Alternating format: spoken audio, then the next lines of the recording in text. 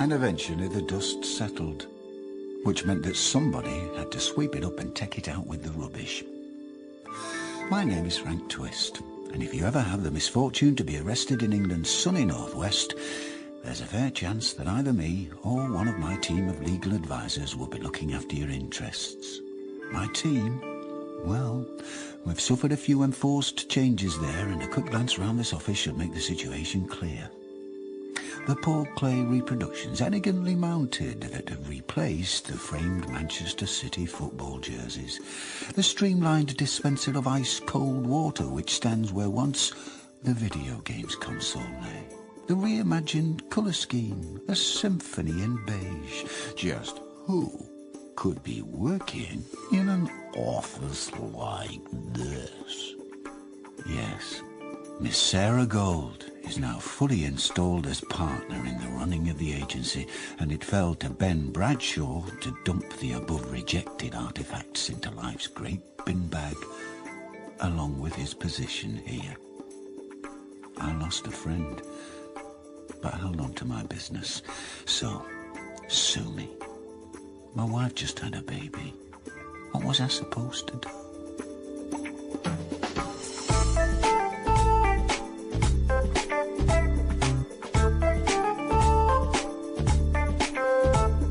Brief Lives by Tom Fry and Sharon Kelly.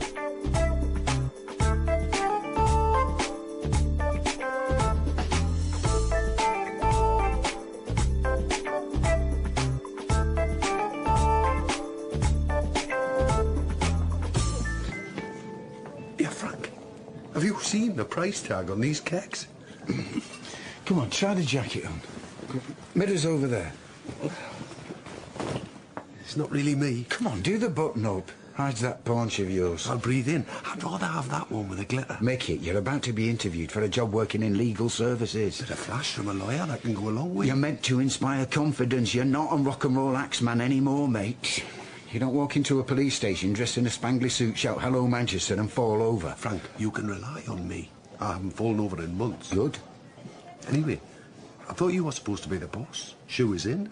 It's not just down to me, Micky. I have a business partner and she has quite high standards when it comes to personal appearance. Even I've had to shape up. And we wouldn't be doing any of this if you'd come out on the road with her. Not this again, Micky. We all agreed when the shipbuilders broke up that there will be no relaunches. 25 years ago, man, things change. All the 80s bands are back on the road. They're making a good living. Except for you lot. Well, we never stood a chance. The shipbuilders without Frank Twist, it's like the Stones without Mick Jagger. Or the Muppets without Kermit the Frog. Hey, don't knock it, Frank. The ladies were asking after you at the stage door. Waving the pension books around, were they? Look, I'm not interested, Micky. Today's Frank Twist is a changed man. I've got a wife, got a baby, and I've got a grown-up job. And how's all that going? Just fine. Yeah, still trying to convince yourself. See, my problems are simple, mate. If I don't pay me landlord, I'm out on the street. Yeah, I know that, Micky, and I'm going to help you out. Hey, I'm not interested in charity. Me neither. I really do think that you'd make a good legal advisor. You've got... Oh, yeah, go on. Yeah, go on. See it. The common touch. Clients will trust you. They'll know that you're on their side. The agency's advisors have never been your run-of-the-mill men in suits. So why do you want to get us togged up in this? I've told you, Miss Sarah Gold believes in the power of the three-button suit. Right, let's try this. I'll knot it for you. Paisley? Hey, you used to say that ties were the yoke that kept the bourgeoisie in their place. Just leave it out, Micky. Let's have a look. Very good. Do your flies up. Black pinstripe. Yes, that'll have to do. I can't afford this, you know. You can pay me back out your first month's wages. And remember, best behaviour at the interview. Any other horses in the race? Don't worry, Micky. I'll be nobbling them. We'll get someone straight down there. That's weird. What? The police have given the client's name and he's being held at Manchester Central, but they're not saying what he's there for. So what? No mention of the Official Secret Act? No. What's the name? Nicholas Smith. It means nothing to me. Do you want it, Sarah? Frank and I are holding job interviews today. Oh, we could do with a few more advisors. I can only afford one, and I daren't leave it up to Frank. Why not? He has a tendency to treat interviews as the Manchester Heat for Miss United Kingdom. Seem to remember you did rather well in the swimsuit round. Abdul is doing a new range. Baklava for his more discerning customers, and I've treated us all to a portion each, and cappuccinos all round. So what do we owe this? I like to keep my colleagues happy. One for you, Debbie. 2 sugars. No need to buy my affection, Frank. I'll take it to go. I'm off to Manchester Central. What's really going on, Frank? Hey? Complimentary cake. What are you after? Sarah, I'm a modern employer who recognises that quality baking plays an important part in staff satisfaction. Is that so? Abdul, that is fine. You are the philo daddy. Now, when's the first candidate coming in? Half an hour. And let me just make this clear. Candidates will be judged purely on their suitability for the post. Naturally. The results will not be announced in reverse order. Of course not. There will be no sash or tiara for the winner. It's all right. Thank you, Sarah. You made your point. Oh, by the way, there's another person coming in for an interview. Oh, here we go. Miss Stockport and outlying suburbs, is it? No, it is not. Another pretty little thing for you to dream about in the afternoons. I resent that, and no one would ever call Michael Carragher a pretty thing, that I can promise you. But I've known him for many years, and this place could do with a bit of his oomph. Oh, I get it. Thought baklava on the house would soften me up. I don't know what you mean. No such thing as a free breakfast, is there, Frank?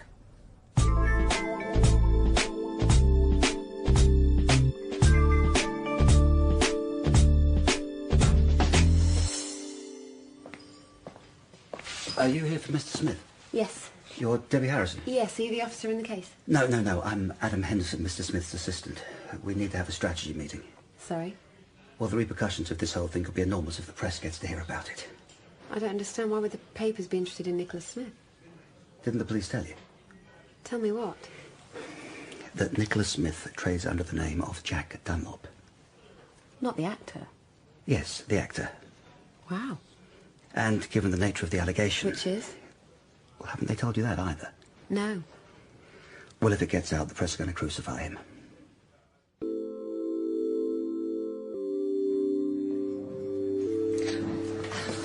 Coffee? No, Greg, look, this is going to have to be quick. Frank thinks I just popped out to the bank.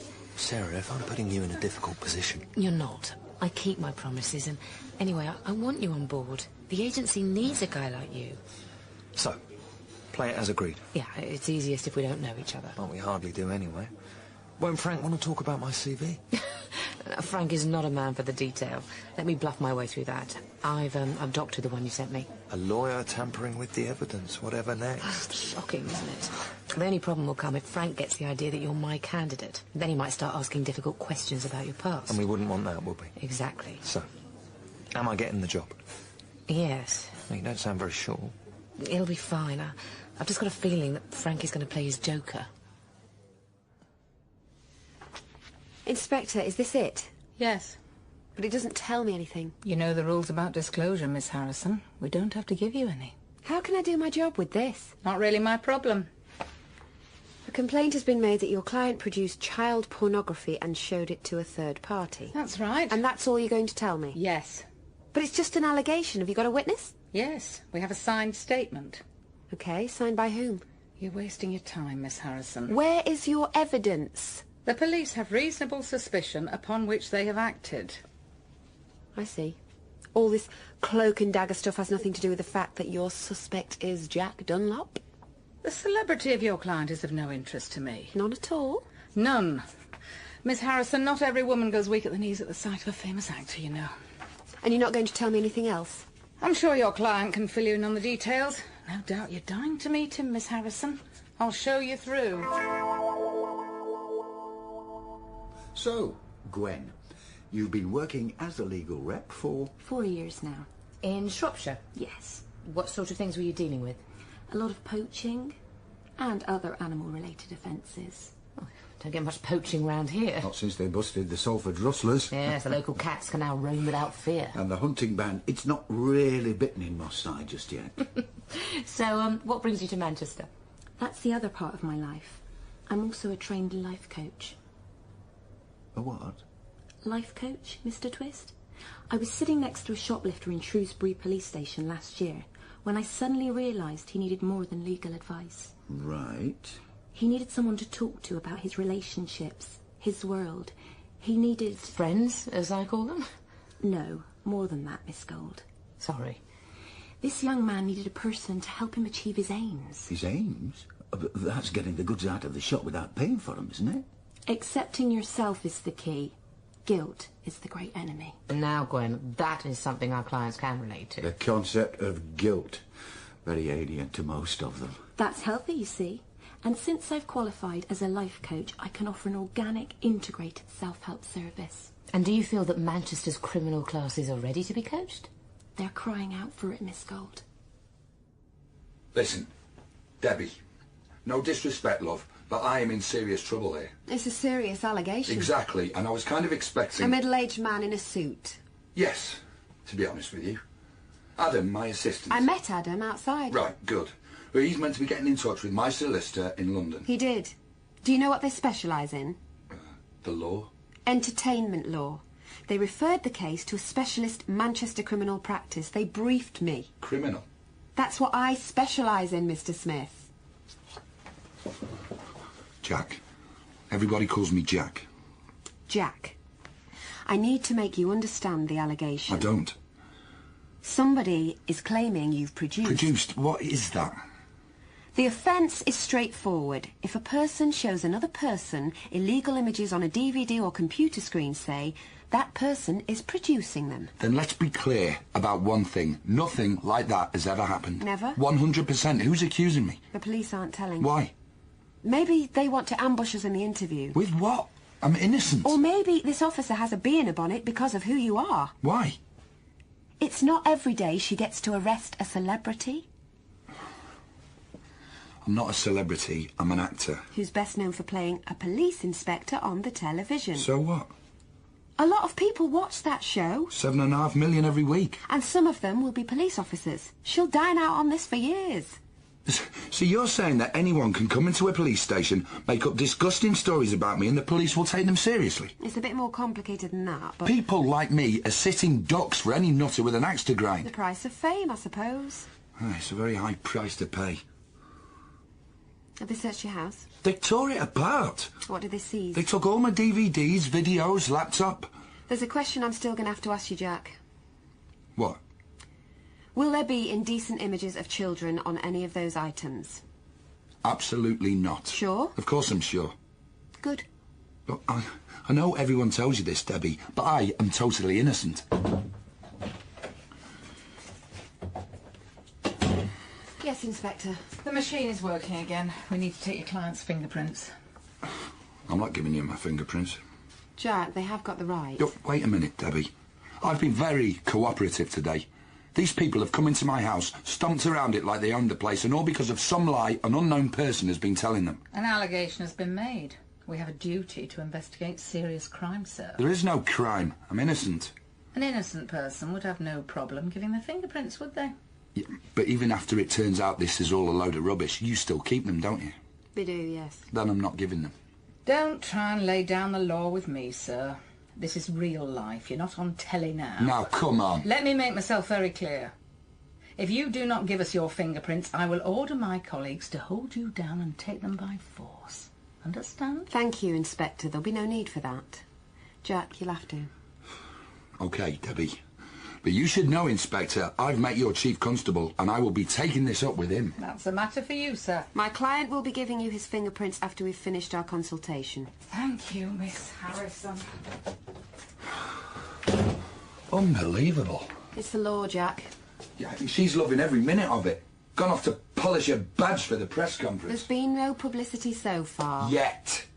If the press get wind of this, I'm finished. You know what they're like. No smoke without fire. They'll hang me out to dry. Adam seems to have everything under control. He's set up shop in the cafe opposite the station. Good. Good. You can tell Adam anything. He's been with me for years. Actually, you could pop out and see him. There was an issue he was going to clarify for me. What issue? That's just a personal thing, he'll know. Oh, and he needs to rearrange an appointment. I've got a photo session later. What for? Inspector Sharp returning to our screens? No. No, this is the big one. I've just landed a regular part in a series in America. It's a massive break.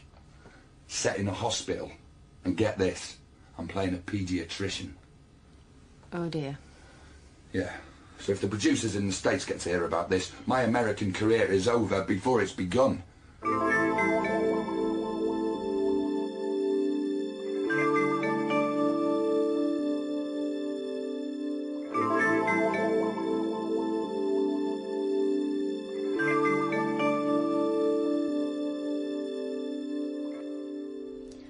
some pamphlets here for you. Oh, thank you. That's kind.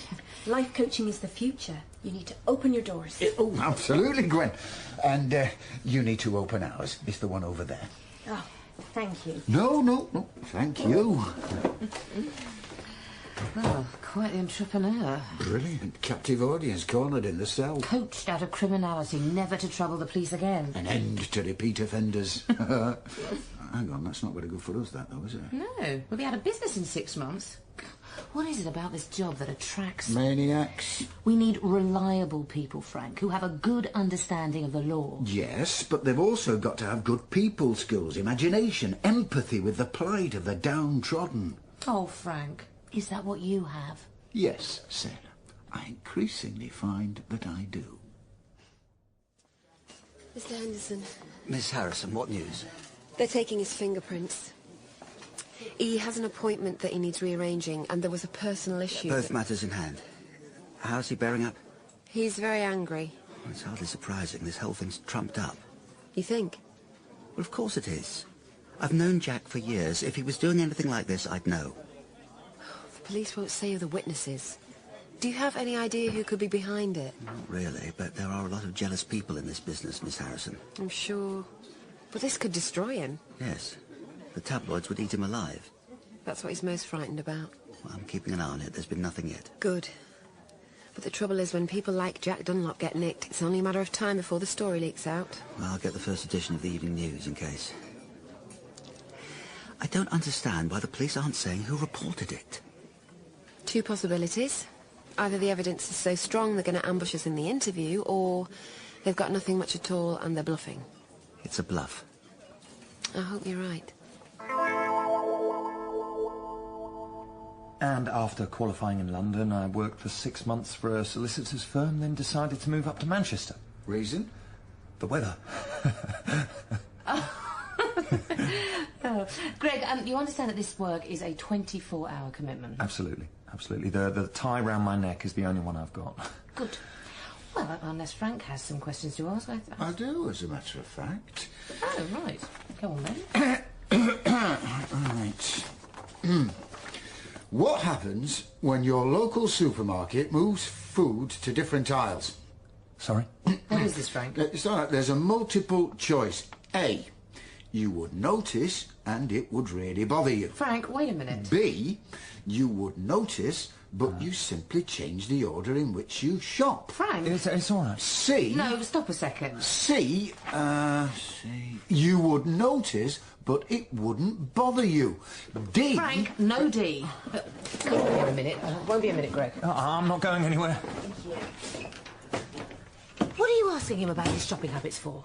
Psychometric tests. What? They're all the rage. Look, it identifies high-risk employees. Yes, I know what they are. Well, then. Why are you suddenly subjecting Greg to it? Oh, I'm not sure about him, Sarah. Oh, he's great. He's just what we need. But is he one of us? What are you on about? He's rather straight, isn't he? He's a legal advisor, Frank. I say we take him. Sarah, no. There are still candidates to see. Fairness and transparency are key here. Frank, have you been speed reading some sort of 1980s management manual? Do not make your mind up until you've met Michael Carragher. I think he's going to surprise you. Sorry to keep you waiting, Miss Harrison. I've got some further disclosure for you now. What? Our witness took a DVD from your client's house. So he or she says. The DVD was played to our witness by your client. It contains unlawful images of children. But no evidence to link it to Jack Dunlop. But there is. I've just had a report back from our forensic people. Your client's fingerprints are on the DVD. I see. Do you want me to play it for you? Not really. The images are very nasty, Miss Harrison. Grade 4 or 5. I'd like to see my client now. And I think what I can bring to this job is an understanding of the law from the inside. Yes, but what legal experience have you got? I've sat behind barristers, Not court clerking. taking notes, yes. So what Michael Carragher has, Sarah, is an ability to walk into a room and hit it off with someone. Yeah, find some common ground. That's right. Really? Absolutely. This job requires more than just a dry legal mind. It needs nous. When Michael sits down with a client in a cell... I feel at home. The client will recognise a man he can trust. Trust is at the heart of our work. Certainly is. But not wanting to be picky or anything, but, qualifications? Where did you go to college? I didn't go to university. I gained my knowledge... No, please do not say at the University of Life. I wasn't going to.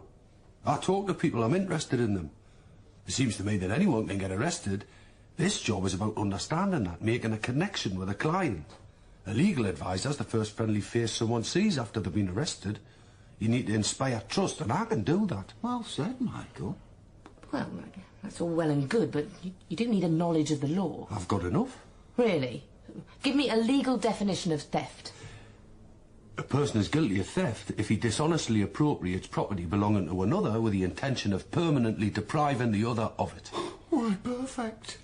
But he isn't qualified. Sarah, let me put your mind at rest. I have spoken to a local solicitor... Fat Doug, and he is happy to work in partnership with us. Michael will be trained as I was in the old-fashioned way. Which is? On the job. Any more questions, Sarah? Well, not really, no. Excellent. Well, then, in that case, Michael, it seems that we are in a position to offer you this post. Oh, brilliant. So, from next week... No, we're not. Oh, I'm sorry, Sarah. I thought we'd reached an accord in this matter. No, we most certainly have not. Michael, just give us a moment. Trouble is, Jack, they're your fingerprints. I can't understand it. It's very simple. It means that you've touched that DVD. Possibly. I get DVDs sent to me all the time. And do you watch them? No, not often, but I touch them. Did they say where it came from? Their witness says he took it from your house. Debbie, this whole thing has to be a set-up. Someone must be framing me. But why? Oh, I wish I knew. Envy, maybe.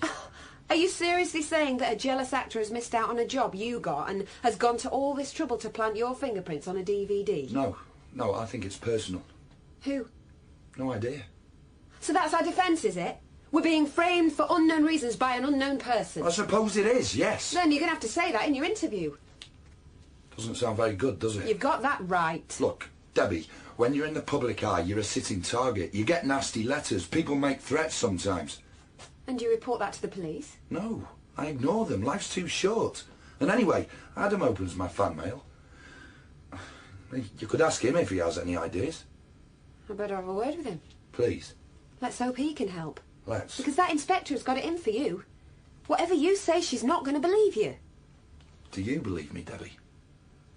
Jack, don't you have superstitions in your business about not saying certain things? Of course. Well, we do in ours. And that's one of them. Michael Carragher is obviously the best candidate. No, he's not. And you can't just offer him the job like that. Sorry, you gave the impression that you'd made up your mind. I have. We are not offering the job to your mate. But I've just offered him the job, and I'm a man of my word. Oh, since when? Oh, that's hurtful, Sarah. If this guy joins us, but then I'm off. Oh, don't start all that again. This place has never been the same since you forced Ben Bradshaw out. Oh, that's it, isn't it? You miss Ben and you think Michael Carragher is the sort of guy you can go out on the lash with after work. Not at all. We need people who can work with our clients. I can definitely imagine Carragher doing that. Mr. Henderson, I need to speak to you. Right. I'm going. Stephen? Later, Adam. Sorry, am I interrupting something? Not at all. How's it going? They have a DVD containing child pornography and Jack's fingerprints are on it. No. I'm afraid so, and it's not looking good. What does Jack say? That he's being set up. I can't understand it. Me neither. To go that far. Jack said you opened the post. Have you come across any unmarked DVDs? Miss Harrison, Jack gets sent DVDs all the time. Most end up in the bin. This DVD can't be Jack's. What's going to happen next? The police will interview him. Now? Later. They still haven't finished searching his flat. I'm going to go back to my office until they're ready. What's going on here, Adam? What do you mean? I don't know. Is there an ex-girlfriend with a grudge or something? No. Has Jack spoken to you about his private life? Not really, no. Right. Should he? Look, Miss Harrison, it's not my place to mention anything, but, Jack isn't always wise in his choice of friends. Sarah, it's about the soul of the agency. Oh, just give it a rest. I started up this business to offer a home to the sort of legal advisor who did not fit in at some boring solicitor's practice. What's your point? Your man, Greg. Bog standard. No, he's not. Whereas Micky... He's an old drinking pal of yours, so he should have the job. For the last time... Actually, where's he disappeared to? He went upstairs to use the facilities. Frank, 1 sardine and horseradish on granary. Oh, my favourite. And I didn't even have to ask. Someone who cares, you see, Sarah. Thanks, Debbie. Happy to be of service. You finished? No, I've got a client who I'm sure is hiding something from me. And wait till I tell you who it is. So, Frank, first thing Monday morning, yeah? 9:30. Wait a minute. Hang on. That's amazing. You've hardly changed at all. Oh, have we been introduced? Crazy Micky Carragher. Debbie, I wouldn't... Crazy Micky Carragher. Are you and Frank getting back together? Well, you could say that, but not in a musical way. The times I watched my mum roll out a spliff on your LP sleeve. What's she on about, Frank? Debbie, could you just... You don't know him? Sarah, this guy... They don't make rock and rollers like Crazy Micky anymore. That's what I keep saying, babe. Michael, it might be best if you... Frank. My mum always used to tell this story. Debbie, would you please... She went down to London to see the shipbuilders doing a rock against racism gig, open air show. 25 years ago, I remember it like it was yesterday. Amazing gig. Massive police presence, she said. Oh, aye, that's right. The Met were well up for a rock. All kicked off. You flung down your guitar, got stuck in. Get in, happy days. And your mother saw all this, did she, Debbie? Oh yeah, big shipbuilders fan. Ah, these stories, they tend to get exaggerated over time. Got done for assault on police, didn't you, Micky? Well, I still maintain it was self-defence. The magistrates were biased. It's the only guilty I ever got. Oh, I can't wait to tell her I met you. My mum will be knocked out. Bit like that copper. Oh, that's my police station, ready for interview. Great to meet you, Micky. I'll get your details off Frank, someone can get that sleeve signed. Enjoy your sandwich, Frank. Did somebody say something about the soul of the agency? The trouble is you can offer absolutely no explanation as to how your fingerprints got on this, Mr. Smith. Sorry, would you rather I call you by the name you use when you're giving a performance? You can call me what you like, Inspector Blackstock. I'm telling you all I know. Which is apparently nothing. Does that cover everything, officer? Far from it, Miss Harrison. How well do you know a young man called Stephen Pickard? Never heard of him. Who is Stephen Pickard? I'm surprised your client hasn't told you. Mr. Pickard has been a frequent visitor to your house, hasn't he, Mr. Smith? I don't know what you're talking about. I think you do, sir. And on one of his visits, you showed him the contents of this DVD, didn't you? Wait a minute. Let me finish. You misjudged Pickard, didn't you? He didn't like your disgusting DVD, and he brought it to the police. No, Inspector, someone's lying to you. I don't know a Stephen Pickard, I promise you that. There's no BAFTA nominations for what you do in this room, Mr. Smith. Ooh, that's a cheap shot. Yes, it is. Inspector, I need a private consultation with my client. Is that what you want, sir? Yes, he does. Turn off the tape, please, officer. This interview is suspended. I'll leave the tapes in the machine turned off while you have your consultation. Do you have any objections? No. Let me know when you're ready to continue. What's going on here? Who's Stephen Pickard? I don't... Come on, Jack. What? You see, your assistant Adam was talking to a young man in the cafe earlier. Really? He called him Stephen. Did he? It's a bit of a coincidence. Your accuser is called Stephen and your assistant is talking to a Stephen outside this police station. Could Adam be interfering with a witness? I don't know. Which would be a criminal offence. Right. But you don't know any Stephen? No. So how would Adam know that Stephen had anything to do with this case? This is getting really weird, Debbie. You're telling me. Jack, you've got to help me here. When he said he'd been sitting behind a barrister, I didn't realise he meant in the dock. He has done work as a solicitor's clerk. And time at Her Majesty's pleasure. Your mate Micky's a convicted criminal. One conviction and it's spent. Well, so am I. I want him off the premises. Frank, are you going to tell him or shall I? I will. He can respond badly to rejection. Oh, I'm sorry to hear that. When I broke up the shipbuilders, there was some bloodletting. Well, metaphorically. Literally. Get him out of here, Frank. You put your trust in people. Who? I should have known. Human beings can be very unkind to each other. I owe you an apology. I've been lying to you. You're not the first. I'm not who I say I am. What are you on about? I'm gay, Debbie. Okay. Sorry. I'll get over it. Well, I'm not sure all your girlfriends will. Girlfriends? In the papers, you always seem to be dating some gorgeous actress or another. I guess they never get the late-night invite for coffee. No expectations there. Sometimes they're friends or ladies who might want to cover their own tracks. Jack Dunlop needs a pretty woman on his arm. All those women's hearts that will be broken if it ever gets out that you're gay. It's not just that, it's the work. You'd hardly be the first member of the acting profession to come out of the closet. In this country, sure, but this American series, I'm playing the English doctor who seduces all the nurses. If I'm out, they cancel my contract. Really? For sure. But what has all this got to do with the DVD? I've got an idea what's going on. I've made a few mistakes in my personal life. Stephen? He's one of them. But I never thought Adam would do something like this. But I thought Adam worked for you. He does. Adam and I were at drama school together. When we left, I was immediately getting good work in the business, but Adam's career never took off. I suggested that he become my personal assistant and put him on the payroll. Right. It's not like I really needed one, but I felt sorry for him. I still don't get it. We fell in love and moved in together. Ah. Adam's your partner? Was. A couple of months back, I stupidly brought Stephen home. I thought Adam was away, but I was wrong. I see. Can't pretend I was the most faithful lover.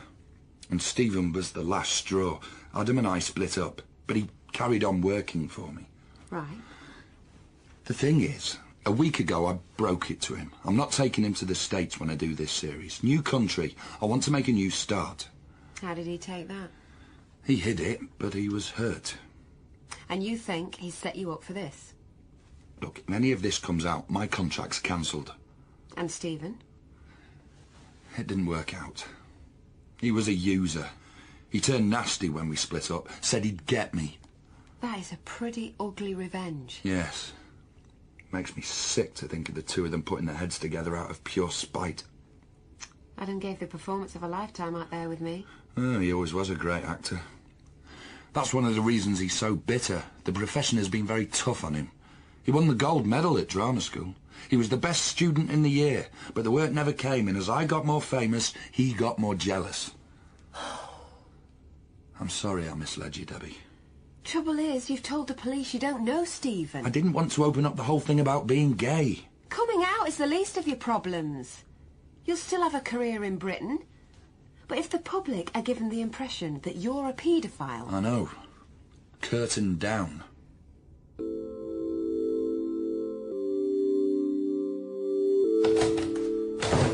Hey, Frank. You and me, eh? Micky. No, it's just like the old days, man. Well, out the drugs, of course. The thing is, Mick... All the groupies, eh? No new bells trying to get backstage down the neck, I suppose. Sarah and I, we just feel... Oh, no, never underestimate the sheer magnetic force of a woman in a uniform. Oh, yes. Can I take that down for you, sir? Micky, it's not going to happen. What? We just feel... Are you blowing us out, man? Sarah feels that an advisor with a history of physically assaulting police officers are not quite right for us. Yeah, but you stood up to her. Oh, dearie me. Oh, what's wrong, mate? Flashback time, Frank. Oh, no, don't go there. 1982, hotel room in Tucson, the shipbuilders, a broken promise. Not really the Musical same. differences, you said there. And personal, if we're And honest. it's twice you've let me down, Frank. Have you ever sort out the compensation with the hotel? No. Still banned from every holiday in West of Cork, and he's still a Rockies. Micky, I'm going to give you some money to get yourself straight. You could treat it as a long-term loan. Right. And if you could just suppress any destructive urges for the moment... I'm trying, Frank. I think that I might know someone who can help you get back on track. So it's your belief that these two men have got together to frame you? Yes, Inspector. Although in your last interview you denied knowing anyone called Stephen Pickard. He's already explained the reason for that. Miss Harrison, you're quite right. He didn't want me to know he was gay. Or anybody, can't you see that? And when did Adam and Stephen get your fingerprint on the DVD? You'd have to ask them that. You're the person being interviewed. You're the one who has to give the answers. He doesn't have to say anything, Inspector Blackstock. I don't think silence will be in his interest at this stage, Miss Harrison. I don't know how they did it. I'm not the detective here. That's right, I am. Inspector, my client has given a clear and credible version of events. If there are no more pertinent questions, please terminate this interview. Thank you, Debbie. Not quite done, Miss Harrison. You are aware, Mr. Smith, that officers have been searching your house? Yes, and I'm sure you'll check my computer. We've done that, sir. And? Nothing on it. There you go. Of course, you bought your computer quite recently. So what? Officer, please, enough. What about the computer you had before? Threw it out. It's broken. Relevance, Inspector. Coming to that, Miss Harrison. Do you know what this is, Mr. Smith? I'm not sure. A computer memory stick or something like that? That's exactly what it is. Where are you going with this? All will become clear, Miss Harrison.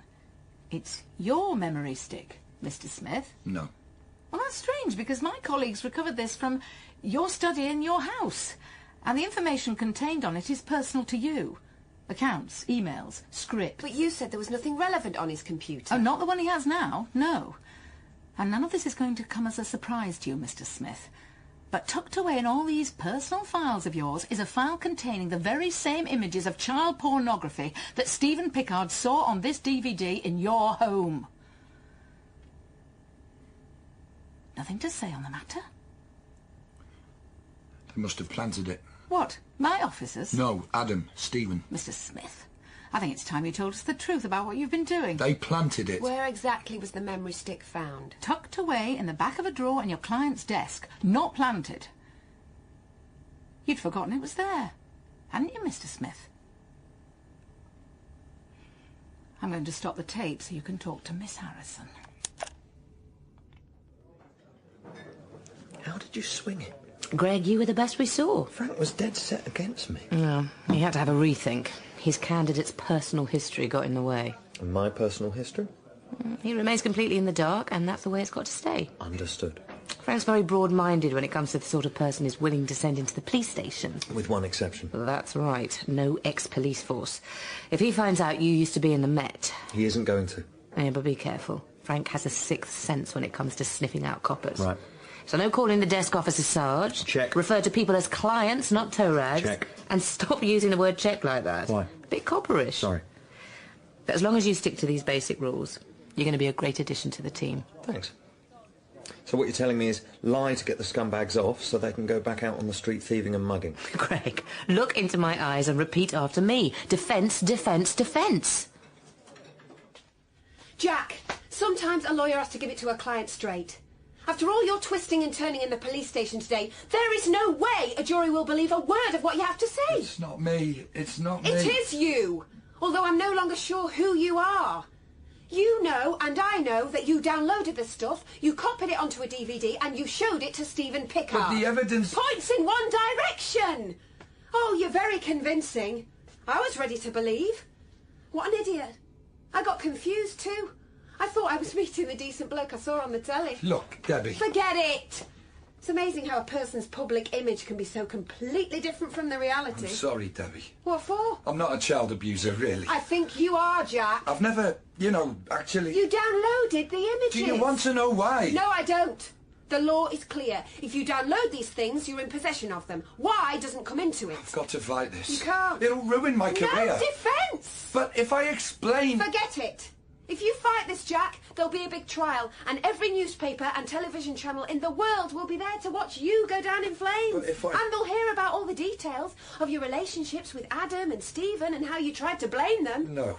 Getting me to give a message to Adam to try to get him to lean on Stephen, that is what you were doing, wasn't it? I was desperate. Attempting to pervert the course of justice, too. Wouldn't play well, Jack. Debbie, help me. What can I do? Simple. We go back into that interview room and you make a quick admission to what you've done. And then what? You'll be charged. Court? Yes. Where you plead guilty and it'll all be over with a minimum of fuss. And then? You know full well that people get sent to prison for this.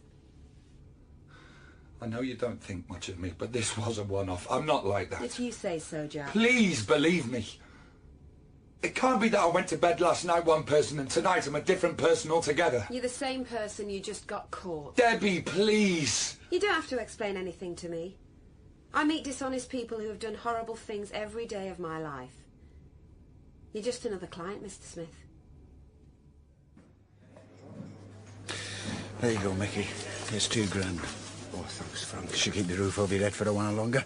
Pay it back when you can, eh? Hey, Frank, you're a diamond. And I am sorry about the job. Oh, never mind, mate. I'm not sure the world of rock and roll's ready to lose me yet, anyway. Yeah, that's the spirit, Micky. But, you know, you do need to sort yourself out. Get my head together, yeah? Yeah, you need to talk to somebody, Mick. Well, that's what we're doing now, isn't Yeah, it? but, you know, you and me, love history. Ah, Huh? here she is. Mr. Twist? Gwen! You said you had a project for me. Yes, I do. Micky Carragher. Huh? Meet Gwen Thomas, life coach.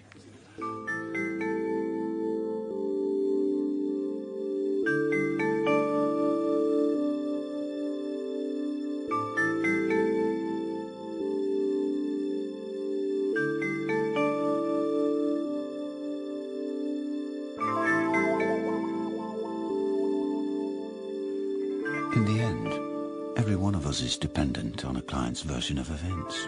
A finely judged phrase used almost exclusively by lawyers and criminals.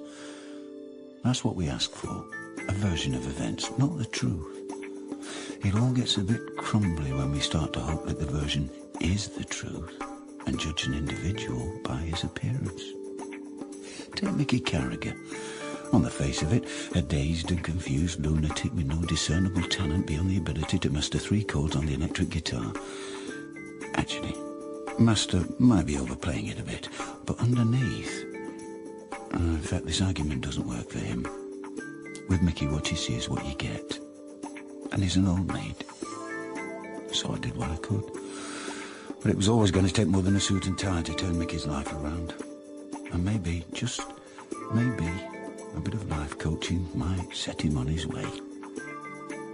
No, of course not. Total cobblers. But that's my version of events, and I'm sticking to it.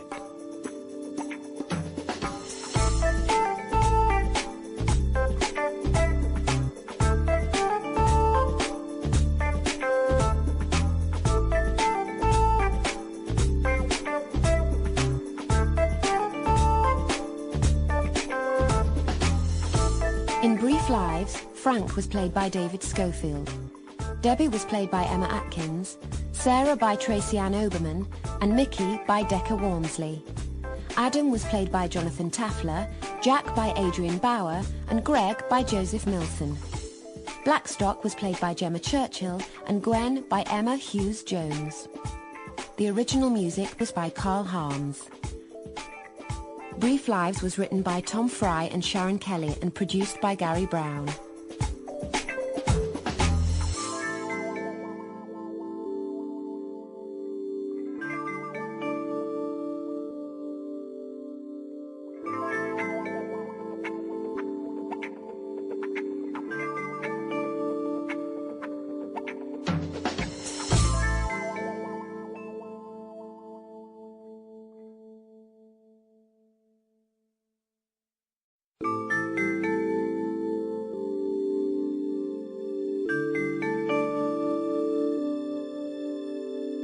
So how exactly do I deal with it when they confess everything to me? Sorry, wrong fella. It's the men of the cloth who do the confessions, no anonymous whisper through a grill in my line of work. My clients tend not to embrace the concept of confession as a restorative balm to heal the damaged soul. They call it putting your hands up, and in the complex hierarchy of criminal society, confessions are considered a little common. And, speaking personally, if I'm harbouring a little secret, sometimes I like to keep it to myself. I mean, be honest.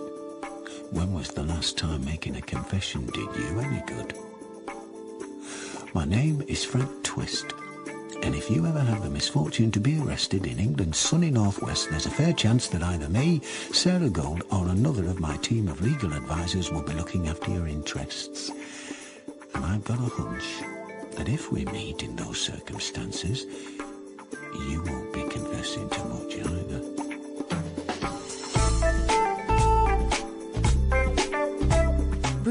Lives by Tom Fry and Sharon Kelly. Right, so it's Carpenter at Manchester Central on an SOA matter. I'll get someone down there to you. I'm at the office now. Ow! Ew, what are you doing, Frank? Have I left a pin in the collar? You can still get shirts with pins in. Are they sticking in? Didn't you have time to get dressed at home? Or shave onto that? It's there, so... Yeah, I've got it. Oh! Oh, you smell like a brewery, Frank. Aren't you and Dee Dee getting on a bit to be hitting the clubs on a school night? Could have done with you last night at the police station. And what happened to Debbie? She was on the rota. Don't know. Well, I've got something for you now. A job? Oh, it can't be done. There's a rape needs covering. Greg? Can't raise him. Well, then it's all yours. How many times, Frank? Oh, yes, I forgot. You don't do rapes. You only represent the nice people, the burglars, the muggers and the jolly old pimps. No, I pass on the pimps too. Of course you do. Surprised you represent us men at all. Why? The old mantra from the sisterhood, all men are rapists. Oh, leave it out, And Frank. the few that aren't are good-for-nothing children. Pass me that time. Would you like me to put a knot in it? Oh, do shut up. Frank, do the rape. No, I've got things to sort out here. Shall we tell the solicitor's firm we can't cover Oh, it? well, that'll look great for the agency. If there's no one else to do it... There's you. Do you want me to do the whole spiel? I'll give you mine if you don't shift. Oh, yeah. Our role is not to sit in judgment upon the suspect. And our highest duty is to get the best result for our client. You got it. Now, on your bike. Ah, Dee Dee. Not dead, then? Yet? Where the hell have you been? Working. Louis sleeping. Oh, bless him. How is he? Wondering what happened to his dad last night. Where did you sleep, Frank? In the car. Oh, that explains the state he's in. It explains nothing. Darling, can we talk later? Don't darling me. I've been trying to ring you. Battery died. I've promised to do this job for Sarah. You're going nowhere. But Sarah won't go. Why not? Nature of the allegation. And there's nobody else? No. Sarah, I really do need to speak to Frank. Would you make an exception for me? Well, Didi, I'm not sure. Don't, Sarah. Think about your principles. I am. Wouldn't be right to stand in the way of a wife on the warpath. I'll do it. Thanks. What's going on here? Sisterhood, Frank. You wouldn't understand. Louis waking up. He's fine. Where did you get that shirt? It's new. What happened to yesterday's? It sustained damage. What sort of damage? No industrial accident. What? You have got a lot of explaining to do, and it had better be good. Ooh, what? You're going to put the tapes in the machine and read me my rights first? Look, not smiling. Start talking. The queue in that post office is ridiculous. I give up. Oh, and I missed a call. Job, Greg. Sarah went out to do it. Thought I saw her disappearing down the road. Ooh, I need a coffee, Dee Dee. Well, you can make one for us too. No, only one of Abdul's double espressos. Wait, will do Frank. the trick. And you woke the baby. Dee Dee? What? Just wondered if you had a good-sized cardboard box. Sorry? It can wait. Doesn't have to be this minute.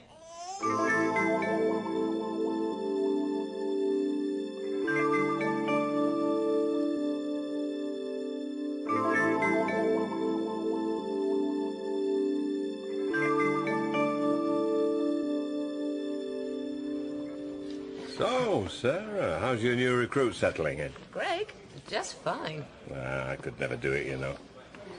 Change codes. It's all the same business, Mark. Different sides of the fence. Well, the way I see it, Joining the police force was a life sentence for you, was it? with no remission. Oh, but thanks for sorting the job out for Greg. Now, one good turn deserves another. If you'd made a complaint about Debbie Harrison last year, the whole agency would have suffered. Ancient history now. All forgotten. Suppose you better tell me about this job. Yes, surprised to see you here for something like this. I thought you were one of those legal advisors who took a position of principle. I've made an exception. For a delightful young man, I have to tell you. Break it to me gently. Andy Carpenter is a romantic whose idea of a good time with a woman is to drag her into the local park, beat her up, rape her, and when he's finished with her, fling her into the duck pond. Was she badly hurt? Broken ankle. What's her name? Karen Hegarty, 18 years old. She'd been to a friend's birthday party, a little bit tipsy, and had the misfortune to bump into your Mr. Carpenter. What's the evidence? There's the description. Which was? Let's see. 5'7", slim build, early 20s. Greasy, mousy-coloured hair. He lives 5 minutes away from the crime scene. And he was stupid enough to tell her his first name. No. Yes, perfect gentleman. Chatted her up for 5 minutes, asked for her name, told her his, said she had beautiful eyes, and then... oh, you know the rest. DNA? Too early to say, and just in case you're thinking of running consent, you'd better know he is on the sex offenders register. Another double? You go for the record, Frank? Oh, I may have to. Focus is not yet sharpened. There you go. Thanks, Abdul. Debbie? What are you doing here? I'm stalking you, Frank. Have you been up there? The office, no? Don't. Why? Dee Dee's in. You hadn't told her about last night. Of course I haven't. I told her I slept in the car. Is that the best you could do? I had to think on my feet. Oh, you look rough. I know. I like it. Sexy with a bit of stubble. Debbie, about last night. Fun, wasn't it? Well, yeah, but I'm not the sort of guy... Hey, Frank, I know all that. I don't actually think you broke any marriage vows. Well, that's a technical point I wouldn't want tested in court. Nobody mentioned court, did they? Oh, not yet. Calm down. We're two adults who spent a little quality time together. That's one way of putting it. I'm out of here. Where are you going? You're not going upstairs, are you? You're not going to the office? No, I'm just popping to the little parlour I know around the corner. Hey? I'm going to get Frank tattooed on my right breast. I'll get them to write twist over my left if you like. See you later, Frank. He always believed the woman. What's your point, Mr. Carpenter? This bird walks into a nick, cries rape, and then half of the Manchester police force are at my front door. You see what I mean? No. When my van got broken into, nothing. Not interested. Oh, I see. So because the police weren't interested in your van, they should ignore a rape victim? Alleged rape victim. Are you saying you know Karen Hegarty? Look, I don't think so. They can't just pin this on me. Where's the evidence? They got a name, and you do fit the description. Get like half of Manchester. And you live just round the corner from where it happened. Right, so that means I'm guilty then. Look, whose side are you on, love? I'm here to represent you. So represent. You need to give me some instructions. What for? They have got nothing on me. Not much, no. But there's your history. You're on the sex offenders register. Oh, right, so they got that in then. I was a kid. How old? 17. Look, I walked a girl home from a club. Yes. And she invited me in to say thank you, if you know what I mean. And? How was I to know she was 15? Well, if you genuinely didn't know, you didn't do anything wrong. That's not how her dad saw it. And he did see it. Chief Inspector Brian Jackson walked in on us. He talked me into taking a caution. But according to you, you weren't guilty. I know. But he said if I didn't take the caution, I'd go to court, and he'd make sure that his daughter turned up wearing a school uniform. He said I'd go to prison and end up on the pedo wing. Right. He never said they put me on the perverts list. The police have had it in for me ever since. So are you saying that Karen's lying? Or the police. Oh, you haven't laid a finger on her? You got it. It's mistaken identity? If you say so. I just want to be sure that consent is not an issue here. What are you on about? If you deny contact, you can't run consent if the DNA comes back to you. It isn't going to. I don't know the little tart. We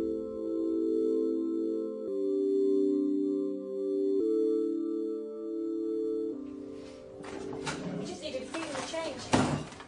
Frank's still not back? No. How long does it take to have a cup of coffee? Louis off again now. He's a good little sleeper, this one. No sleepless nights for you. Not because of Louis. I bet Frank's a doting father. That's different for fellas, parenthood. Is it? Oh, look, he's turning over. Greg, you're not broody, are you? I'd love kids, but I'm not sure I can see it happening. Why not?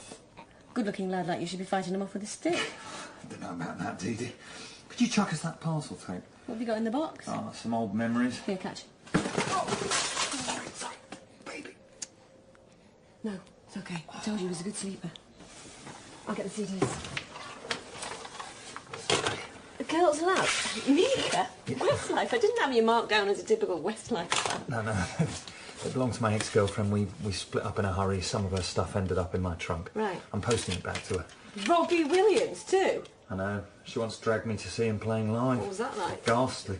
Thousands of grown men with their hands in the air, bawling along to Angels, tears streaming down their faces. Nothing wrong with a man who can cry, Greg. In fact, I've got every intention of reducing one to tears in the very near future.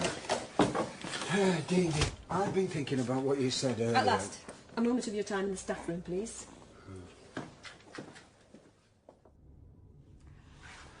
walking down the street at 1 in the morning. What did she think she was doing? A woman does have the right to walk down the street without being raped, you know.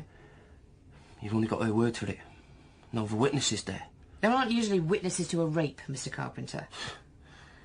Have you got an alibi? Look, I don't need an alibi. I'm not guilty. Then you need to tell the police where you were. I'm going no comment. They twist everything. No comment could go against you in a case like this. How? Because a jury... What jury? If this ever goes to court, a jury is going to wonder why you didn't deny it from the off. It's not going to court. I didn't do it. And I'm going no comment. So you were doing a job at Piccadilly until the early hours of the morning, and out of kindness to me and the baby, you decided to stay out all night? I didn't want to disturb you. Yeah, I had a really relaxed night staring at the ceiling, imagining you wrapped round a tree. You should have run. What? And were you both up? And then you slept in the car. Look at the state of you. I'm fashionably tousled. Not a good look for the over-40s, Frank. It's all a load of rubbish, isn't it? What do you mean? I can always tell when you're lying. Can you? After 18 years of marriage, you have nowhere to hide. Do you want to have another go? You went on the bender. Well, When are you going to grow up? You have responsibilities, Frank. And there he is now. Come on, Louis. You went out drinking while I spent the whole night holding the baby. Was there any money for the family? And since when did they serve brandy at Piccadilly Police Station? Have a few drinks when I finished. No, will you? Why not? You know what they say about people who drink on their own? That they're lonely. You're breaking my heart, Frank. So much for the sympathy. Sympathy? The little one's needs come before mine. Or yours. Yeah, I know all that. It always has to be the Frank Twist show. The truth is, you never like sharing the limelight with anyone. Limelight? I've been moved from leading man to scene shifter. Frank, you are pathetic.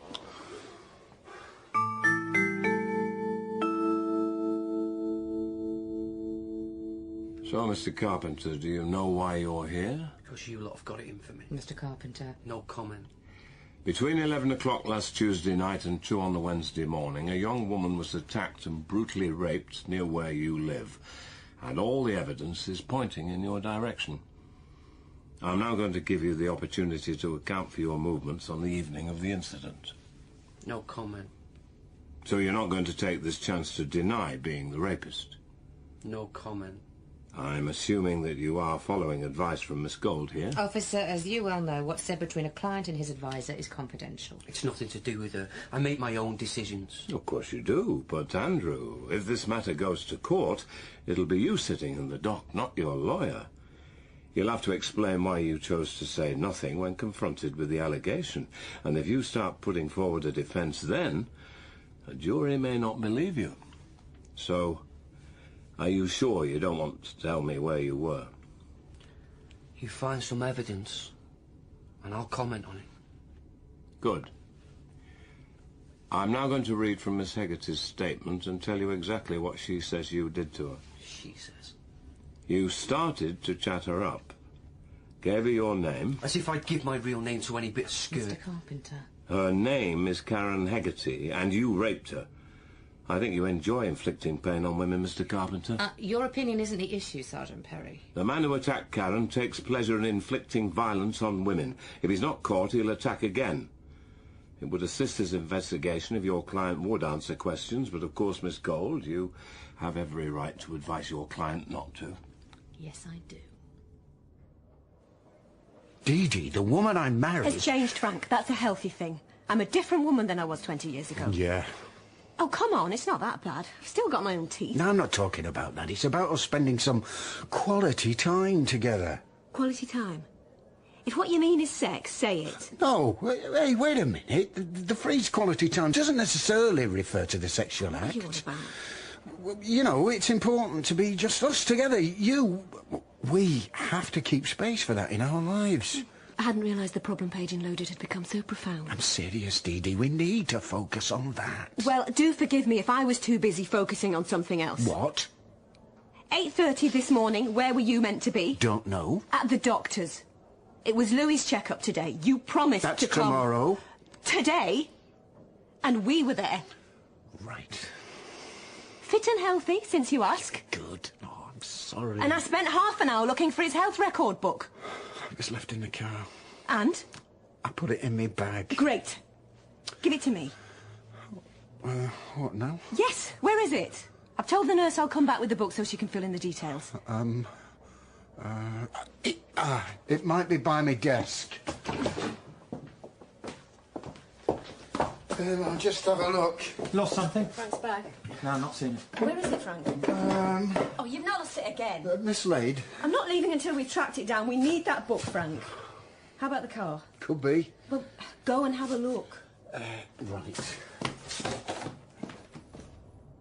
No comment, no comment, no comment, no comment. Are you going to answer all my questions, no comment? No comment. At this stage, the law requires me to offer you an opportunity of an identification procedure. Everything's ready to roll. Are you willing to take part in one? No comment. Is that a refusal? Mr. Carpenter, I advise you to agree to a video ID. Cooperate with this lot? Are you joking? Don't only stitch me up. If you've got nothing to hide... If you don't agree to this, they'll go ahead and use the photo they took, and a mugshot makes everyone look guilty. What are you saying? Let's do it the proper way, huh? I'll make sure everything's above board. I don't trust them. It's normal procedure. They always say that. You're going to have to trust me. I suppose I am. All right, yeah, bring it on.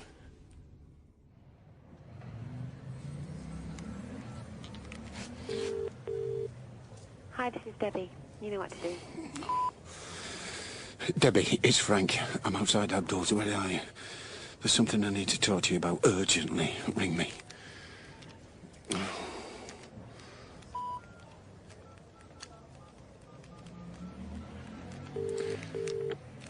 Hi, this is Debbie. You know what to do. No, don't ring me. I'll call you.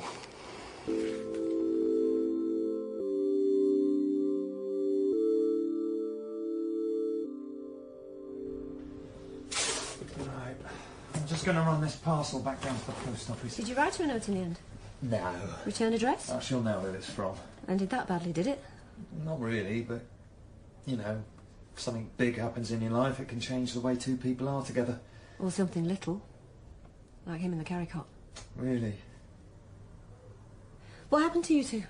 Well, we worked together, then we didn't work together, and then... I don't know. Another legal type, was she? Yeah, in a way. Office romance? Yeah, sort of.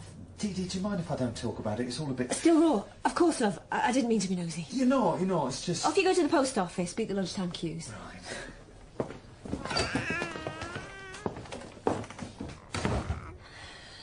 Someone else thinking about his lunch. Come on. Are you ready, Miss Gold? Yes. I'll bring her in.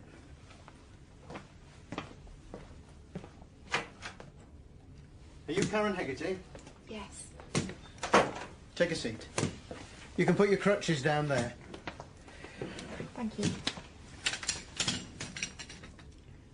Miss Hegarty, you've been brought here today to see if you can identify the person who attacked you in the park in the early hours of last Wednesday morning.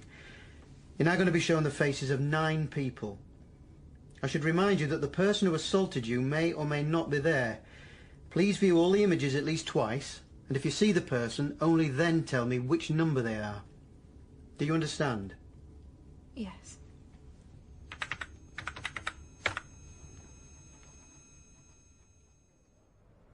Who's my favourite boy? It's not in the car then? No. You must have left it in the police station. I'll pick it up on the way home. No, we'll sort this out now. I'm not wasting another morning in the surgery. Can't it wait? No. There's confidential legal papers in that bag sitting at the station for any Tom, Dick or constable to have a look at. I'll ring them. No, it's all right. No, let me do it. It's my fault. Well, go on then. What, now? Yes, Frank, no.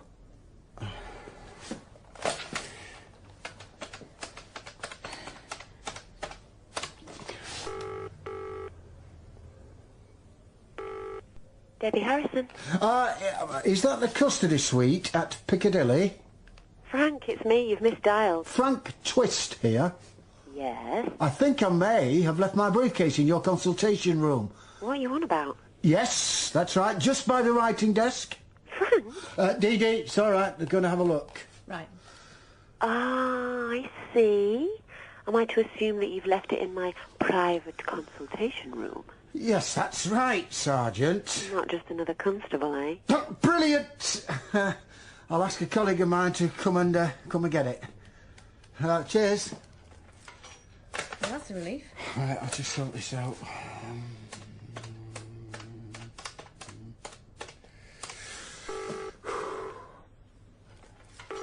Yeah? Debbie, it's Frank. Oh, I have done such a stupid thing. Certainly have. I've left my bag at Piccadilly Police Station last night. Really? Could you be an angel? Pick it up for me. Oh, all right, I'll dig you out. Oh, and that reminds me, I left a pair of knickers in your glove box. She did what? Joking. Thanks. Yeah, no thanks. That's great. Bye. Sorted. You seem a bit jumpy. Oh, lack of sleep. Can you make an identification, Miss Hegarty? I think it's number 2. Are you saying it is number 2? Well, Miss Hegarty, is that a positive? Inspector. Well, it does look like him. Yes, number 2. Sign to confirm it, please. Thank you, Miss Hegarty. I'll just help you out. Someone will be taking a further statement from you.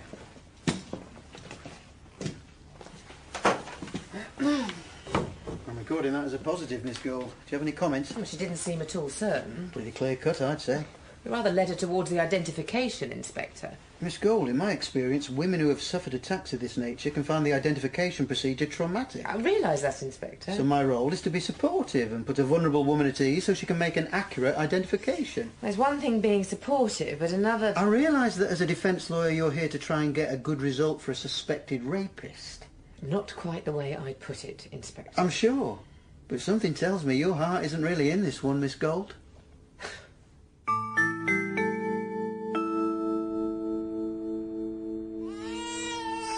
Frank, can you pick up Louis? At least do an impression of a caring parent. Give me that. Sorry about that. Yes, of course. Can you get them to Live Street? We'll ring the police station. Come on, Louis. Oh, I don't know what's wrong with him. He's a little fed up, like his mother. Well, maybe he could do with a cuddle from his dad and that'll do the trick. Maybe. Greg, there's a job in Liverpool for later. Do you fancy a run over there? Yeah, sure. These are the details. Daddy'll cheer you up. Not so rough, Frank. That's better. Stopped. It's a guy thing. Look, he's smiling. I'm not so sure about that. See, what you have to do is... Oh! Oops. Oh! That's disgusting. It's green. What's he been eating? Broccoli. I told you not to be so rough. Give him to me. Oh, it stinks. I need to get a clean romper from him. I'll have his change back. Yeah, I'll take it. Oh, thanks, Greg. Oh, my brand new shirt. He pukes on me every day. It's a mum thing. Look at the state of it. Pass me the other one. The one with the wine stain? Yeah. But you can't wear that. There you go, Louis. Better out than in, eh? Where are you going? To buy a new shirt. There you go, Louis. There you go. Now that's a proper smile. You're a natural, Greg. It's the calmest it's been since we got here. Yeah, I better head off to Liverpool. Did you get any more than a name? Juvenile in for assault on police and crime damage. Oh, it might take more than a rattle and a teddy bear to calm him down. Mr. Carpenter. It was a positive ID. Stitched up again. The coppers must have told her what number I was at. Impossible. I put your image at number 2 just before she came in. The police couldn't have known. Well, they must have shown her a photo of me before she went in. And she's a brilliant actress, because at first she was a little hesitant. I thought you said it was positive. That's how they're treating it. She's lying. Why? Because women lie. If you start accusing her of lying, they'll treat that as an attack on her character. So? Then your character becomes an issue as well. I don't get it. Your previous admission of guilt for unlawful sexual intercourse becomes relevant, and then the jury gets to hear about it. I wasn't there. If you say that today, and then next week there's DNA evidence to link you to this crime... There won't then be. You're going to prison. There won't be. You sure? I wasn't there. Then where were you?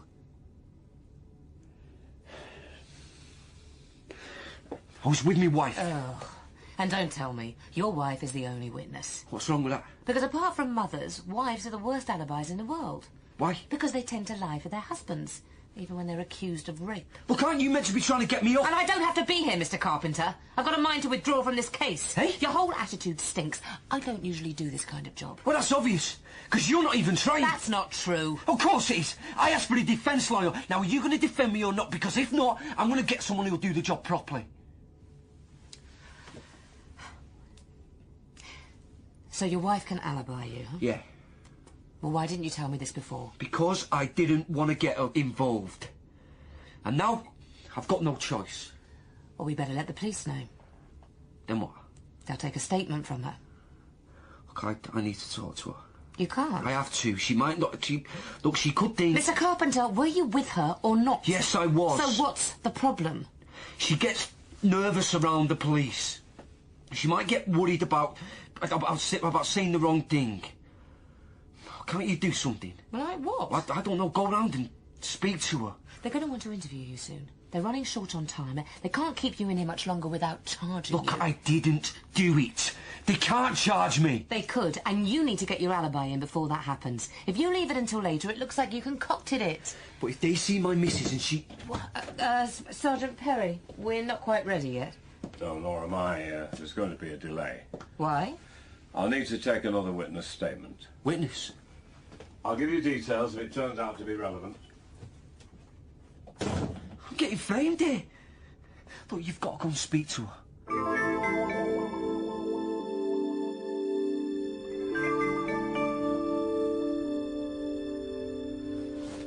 Well, what do you think? A green shirt. Camouflage. Green is the colour of my true love's blood. Here it is. I had a quick look. I don't think anyone's been through your briefs. Oh, thanks, Debbie. Give me the book, and I may as well take the papers from last night's job, too. Have you got anything to process, Debbie? Yeah. There you go. Thanks. Oh, what is that smell? Baby puke, love. Comes to us all in the end. Louis threw up on my new shirt. 3 shirts before lunch, Frank. Very flash. What was that? I'll settle him in the staff room and then process these papers. So how did I do? Brilliant. Thanks. Close call. Yeah. No need to look so sorry for yourself. I'm no good at this. World's worst liar, Debbie. I hate it. I know. At your age, this is all just a bit of fun, but all I'll end up being is... What? Another notch on my handbag strap? You know I'm mad about you. I'm very fond of you. Oh, depressing, that. Very fond. Debbie, you are totally adorable. What do you want me to say? How about irresistible? I've resisted. Just. Self-control is very overrated, you know, Frank. Aren't you going to tell me why he's been arrested? Let's get this statement out of the way first. Is he all right? He's in a police cell, Paula. He hates the police. They upset him. Yeah, he's made that clear. And he says they've got it in for him. It really upsets him. Last Tuesday, then. Do you remember it? Yeah. He'd been out, yeah? Pub. Got home at... Late. He was late. Time? Oh, let me think. 11:30? Gone midnight. An exact time would help. I needed the hospital. He came with me. Is that when you got those stitches? Yeah, he came with me. Nasty cut. Little fade. How did you do it? Accident, fell over. Where? Does that matter?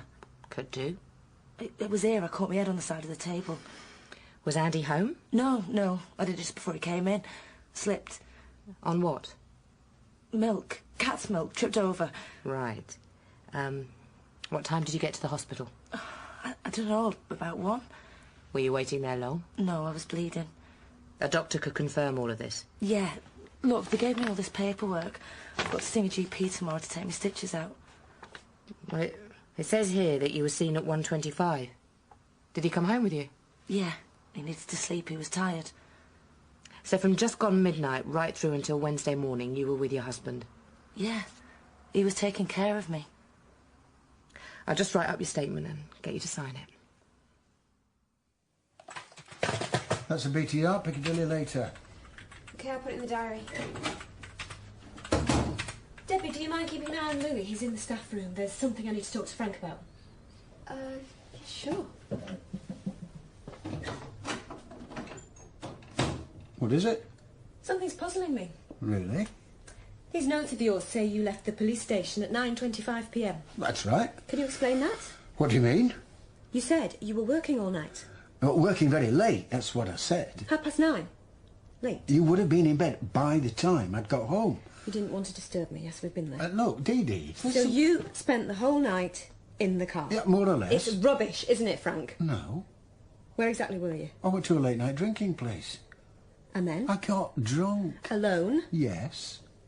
Is that it? The truth, the whole truth, and nothing but the truth?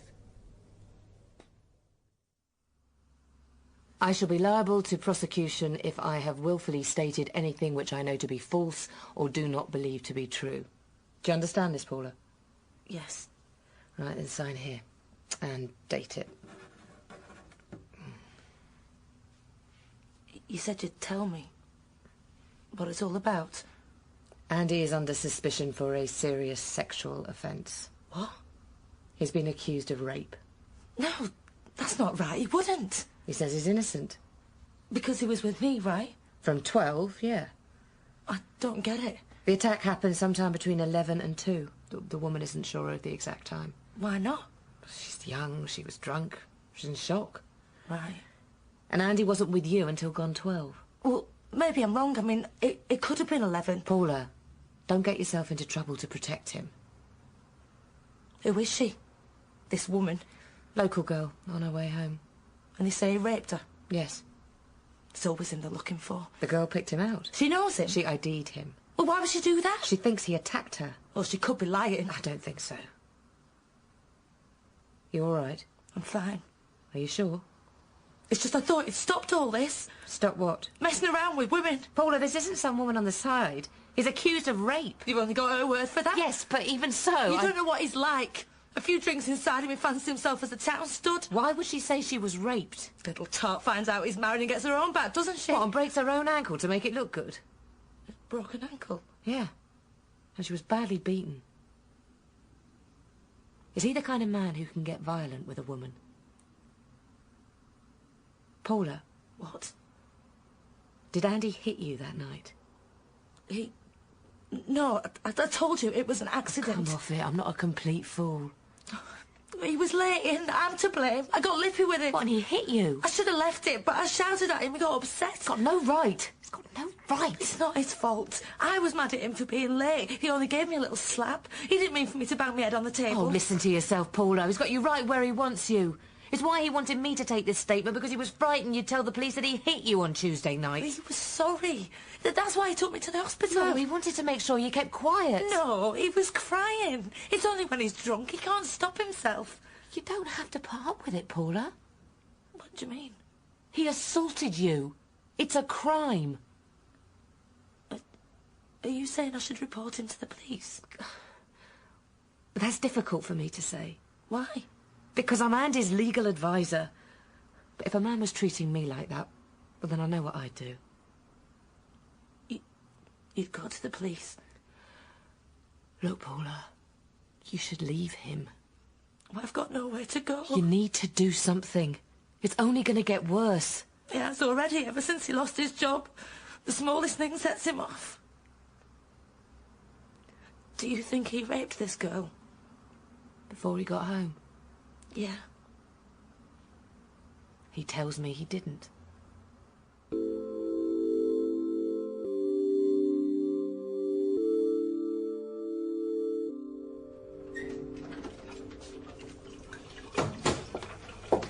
He's still asleep. Fine. That's Frank's vodka. That's right, and it's going straight down the plug hole. Why? Frank can't be trusted. In what way? When he's under pressure, he drinks. Sometimes you have to save them from themselves. Not that bad, is he? Last night he drank so much he couldn't get himself home. Really? But then you knew that already. What? You were with him, weren't you? No. Your notes, Debbie. You were both at Piccadilly at the same time. Oh, yeah, I did bump into him. He seemed fine. And you didn't go out for a drink with him afterwards? No, why? I just thought, since you knew he'd had to change his shirt... Sorry? You said he was on his third shirt. I was just wondering how you knew that. Oh, that. You mentioned buying a new shirt when we were in Abdul's earlier. Debbie? Yeah? In the early days of our marriage, Frank used to attract quite a lot of attention from young women on the make. Right. I think you should know that I could be quite ruthless in dealing with females like that. Do I make myself clear? I should have stuck to my guns and forced you to go. He volunteered. Shouldn't you be back at the station digging him out? They're going to text me when they're ready. He's just another client. Who, when he's not busy raping women in the park, is using his wife as a punch bag. And that, ladies and gentlemen of the jury, is the speech on behalf of the defence. I thought his wife was alibying him anyway. Maybe. There's an hour missing. Oh, dear. Yeah, giving him ample time. And that poor wife of his. Oh. It's work. Stop taking it so personally. But you didn't see the state of her. Men like that, they think they can get away with it. She shouldn't put up with it. Sarah, there's nothing you can do about it. It's not like you can tell her to go to the police. You didn't, did you?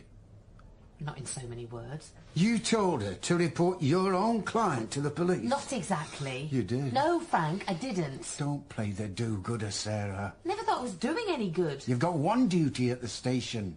And I did what I had to do. As a lawyer? Yes, as a lawyer. Oh.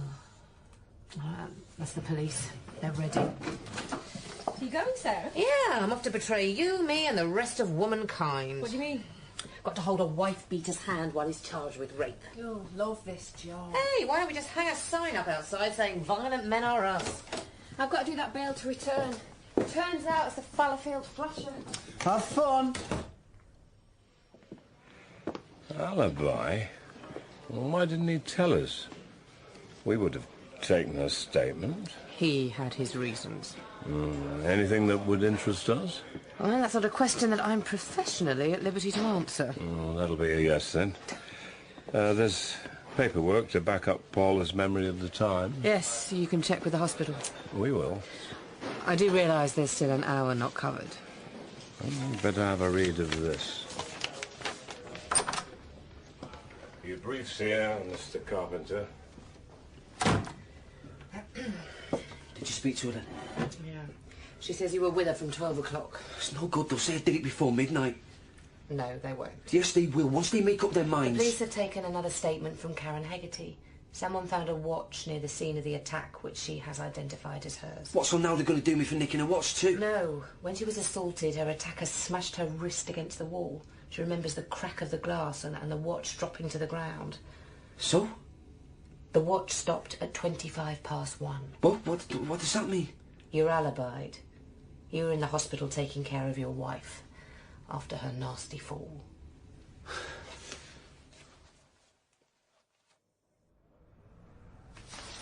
Right, Frank, I'm taking all this paperwork home. Is there anything else you need to tell me before I go? Like what? Like anything, Frank. No. You know, my mother and I used to call my father the disappeared. He'd go out of a morning and disappear, sometimes for days. He'd always turn up in the end, no explanation, but Mum knew he'd been on a bender or hitched a lift with some floozy. We can't live with the disappeared, Louis and me. I'm not like your father. Thankfully. And I'm not my mother. I know. I won't put up with it. And I want some adult time back too, and I'm not talking about sex. Message received. Let me rephrase that. I'm not just talking about sex. Sorry, am I interrupting? Debbie. Frank, she's a big girl. I'm sure she knows all about the birds and the bees. Right, well, I'm off. Come on, Louis. Frank, get yourself home tonight and I'll sort out something hot for you.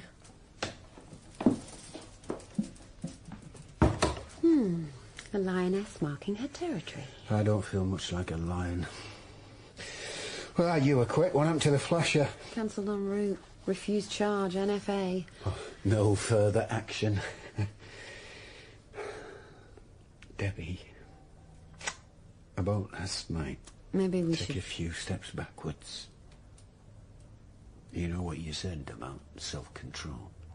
Yeah. I'll try and exercise some. Likewise. NFA, was it? Yeah, NFA. What took them so long? I had to check the hospital CCTV. You were on it. I told you. Well, you're out now. What time? Mr. Carpenter, that way takes you back to the cells. It's this way to the front office. Paula? Good, come on.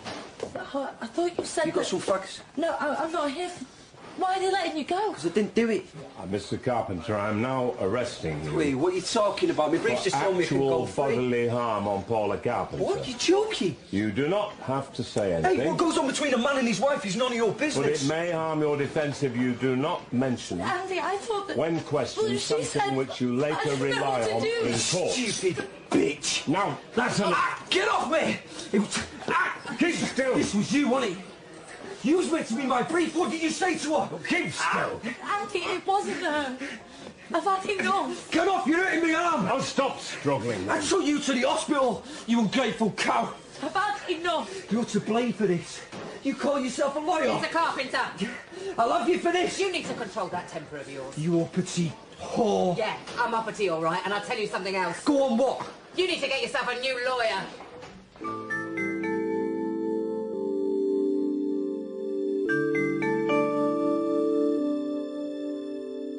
Still stand by what I say about not judging others. Allowed to judge myself, though. And I have a little confession to make. There's this idiot who stomps around in the darker recesses of my semi-conscious mind. He looks a little like me, slimmer, fewer wrinkles, more hair, always wears a leather jacket, thinks he's still got it. That's the sort of phrase he uses. Nasty piece of work. I think it may be time to place a pillow firmly over his smug little face and put him out of his misery. But the best way to do that is to take a very long look in a brightly lit mirror. And that can prove quite a traumatic experience for a man of my years.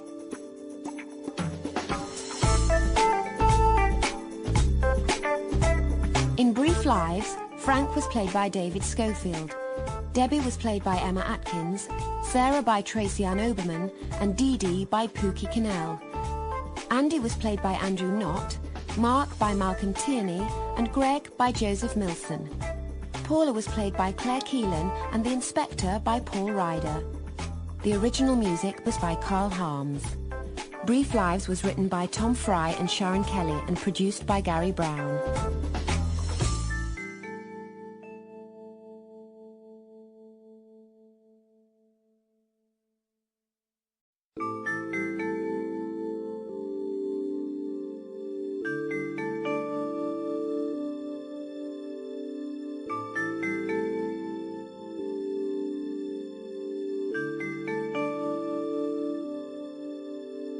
You can pass the exam. You can put the certificate on the wall. You can carry the suitably distressed briefcase. That doesn't make you one of us, though. Defending the suspected criminal requires a particular state of consciousness, and its roots go very deep. Have a good look, for example, at the typical school swimming trip. The noble souls at the front of the coach assiduously helping the teacher keep order, they will end up on the right side of the custody counter at the local neck. And those at the back, trying to sneak a crafty fag, they're your defence lawyers of the future. My name is Frank Twist, and if you ever have the misfortune to be arrested in England's sunny northwest, there's a fair chance that either me, Greg Hatton, or another of my team of legal advisors will be looking after your interests. I'm usually a nurture, not a nature man. But when it comes to this job, I may just have to defer to Messrs. Watson and Crick. It's in your DNA.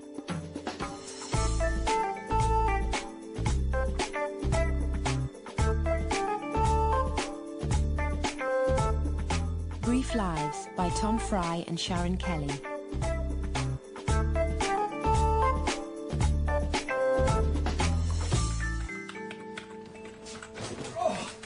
ever stop raining in this city. Greg, you're in Manchester. Rain is part of the cultural heritage here. Please respect that. I'll do my best. Frankie. Yeah, he stepped outside for a moment. You two getting on all right? Brilliantly. I've steam cleaned my soul. It'll never spot me as ex-old Bill. Well, you will if you don't get your voice down. Derek, you let me back in now. What are you doing out there, Frank? Have you finished it yet? No, it's chucking it down. It's blowing a gale out here. I can't even light it. This is a place of work, and as you well know, it's illegal to smoke in the office. I don't know why you ever started again. It's the stress of working with a petty bureaucrat. Now, come on.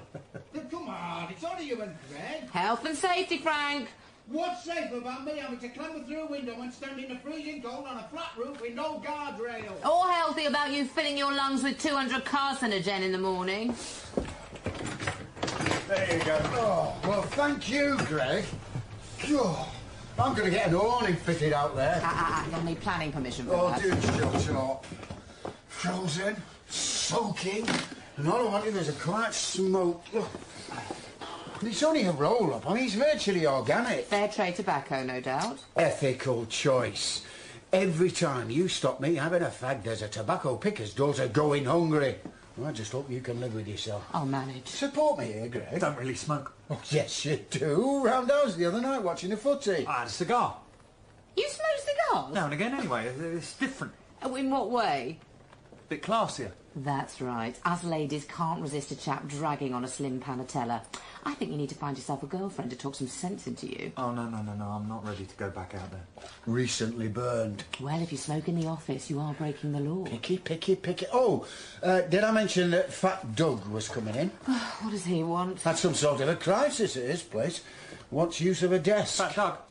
Oh, you haven't met the senior partner at McGregor's Solicitors, have you? As they call themselves. Although Doug's approach to matters legal has more in common with our clients than the Law Society. Behave yourself. You're talking about a man who puts a lot of work our way. I'm off to the Nick. Got a return booked at Manchester Piccadilly. See ya. Bye. Well, you two are quite the merry band. Yeah, Greg's a good lad. Told you. All right, I'm glad we gave him the job. Thank you for suggesting him. Pleasure. And it's nice to have a bloke about the office. This place was in danger of turning into a woman's consciousness-raising group. How awful for you, Frank. Do tell me, when did social progress stop for you exactly? About 25 years ago. Listen, I could be worse. Frank. Doug. You have to admire the young women of Manchester. Even on a day like this, they take to the streets half naked. Hello, Doug. Sarah, my dear. I didn't see you there. Looking as lovely as ever. You're right, Frank. It could be a lot worse. Still not here then, Mr. Hatton? I'm sure he'll turn up. I've just sent out 2 colleagues to go and look for young Ashley. Oh, right. I may as well give you disclosure. Ashley Rixon's a bit of a rarity around these parts. Oh, yeah. 16 years old and no previous convictions. Nominating for a Duke of Edinburgh award. Too late, I'm afraid. Mrs. Ivy Jenkins, 79. Oh, no. Afraid so. Lives on the Pear Tree estate, ground floor flat. Popped to the next door neighbour to ask for help filling in a form. Left her front door open. Right. Only gone 2 minutes, gets back and there's young Ashley standing in her hall. Just past her on his way out, sending her flying. Injury? Nasty bang on her knee. Bang on her knee. Anything missing? £900 in cash. And on the Pear Tree, that's life savings. Evidence? Mrs. Jenkins got a good look at him. We drove around the local streets, and there he was, strolling back home. Oh, stolen property recovered, then? Searched his place. Nothing. Already got rid? Professional? Not his first time, I'm sure. Anything distinctive about him? Nothing but the mop of ginger hair. Great. What did he say in interview? We didn't get that far. Why not? Appropriate adult problem. Couldn't get hold of a parent, and social services didn't have anyone to come out. I see you had to bail him. Yeah, afraid so. Mrs. Rixon? Is he not here yet? Not yet, Mrs. Rixon. He's got no excuse. I set his alarm before I left this morning. I'm Greg Hatton, your son's legal advisor. Is this going to take long? Could do. Why? I've knocked off early at the laundry, but I'm on afternoon shift at the betting shop. We should finish by then. If he turns up. We got officers out looking for him, and with that ginger hair, it'll be hard to miss.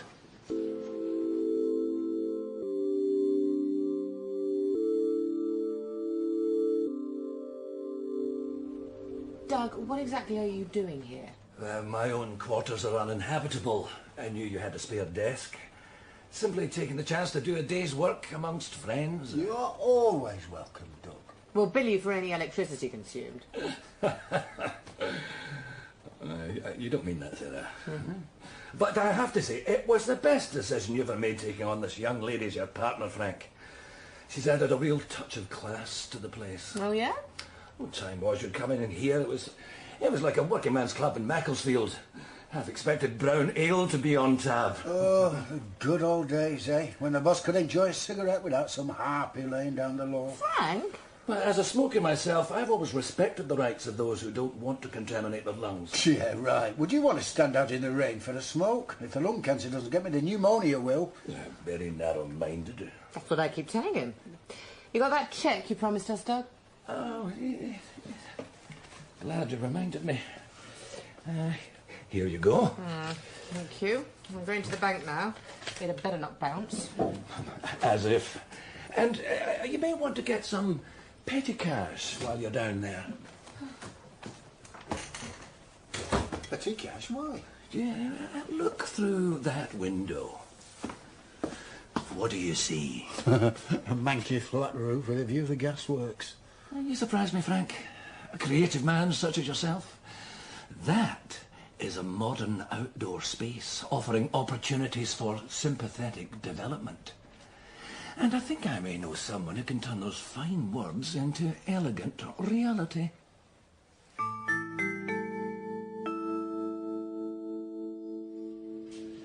You going to stay and wait for him, sir? I'm sorry about this, Mr. Hatton. I'll give it another half hour, then you'll have to ring me if you find him. Ah, made it then, Ashley. Just turned over when the alarm went off, did you? Sorry. Don't look at your feet. Nobody wants to stare at the top of your head. Said I'm sorry. Now, Ashley, you know what to do. Tell the truth. We will have time to consult privately, Mrs. Rickson. And you be polite to Mr. Hatton, too. Yes, Mother. I'm going to take him through to the custody area and get him booked in, Mr. Hatton, and then you can have a chat with him, right? That's right. Up to the second floor. Yeah, we'll see you shortly. Frank, I'm pleased to inform you that my contacts have secured some quality fittings, which will soon be decorating your office terrace. Price? Well, a mere tad above cost. Oh, and good news. My sources have secured a patio heater for the site. Sarah isn't going to like that. Why not? Aren't they meant to be destroying the environment? Well, you have to keep warm when you're having your fag. Oh, think of it as carbon trading. Don't think she'll buy that. Good news, Doug. The bank did not press the alarms when I proffered your cheque. Now comes the nail-biting 3 days before it clears. I think you have real issues of trust around men, Sarah. Trust is something that a man earns from a woman. Now turn your back while I put the petty cash away. Why? I don't want you to see where we keep the box.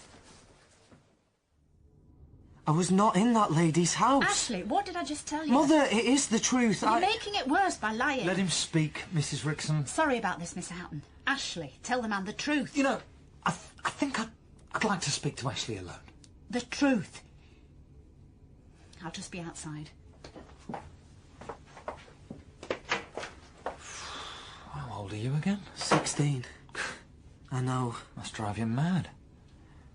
Am I in trouble here, Mr. Hatton? Doesn't look very good. The victims pointed you out as the burglar. So, what do I tell them in this interview? Well, the first thing, with the way your mum is, I'm wondering if we can find someone else to be your appropriate adult. How about your dad? No. Why not? He died. Oh, I'm sorry. Not your fault, is it? When did he... 4.5 months ago. He must so, still be... the interview, what do I say? Well, if you weren't in that lady's flat, you need to tell them where you were. At home. In bed. Alone? Yes. But the police picked you up on the street. I'd just gone out to buy a pint of milk. OK. They're not going to believe me. The problem is this identification of you. People make mistakes, don't they? They do, but this was within an hour of the incident, and with that red hair of yours... I know. Marks me out. You'll have to tell the police what you told me. Let me just make sure you understand the police caution, then I'll tell them we're ready. I suppose your mum will have to be the appropriate adult. Why does she keep saying you're lying? She doesn't know me, Mr. Hatton. She's your mother. Yes. But until a few months back, I'd been living with my dad. She's hardly seen me in the last 5 years.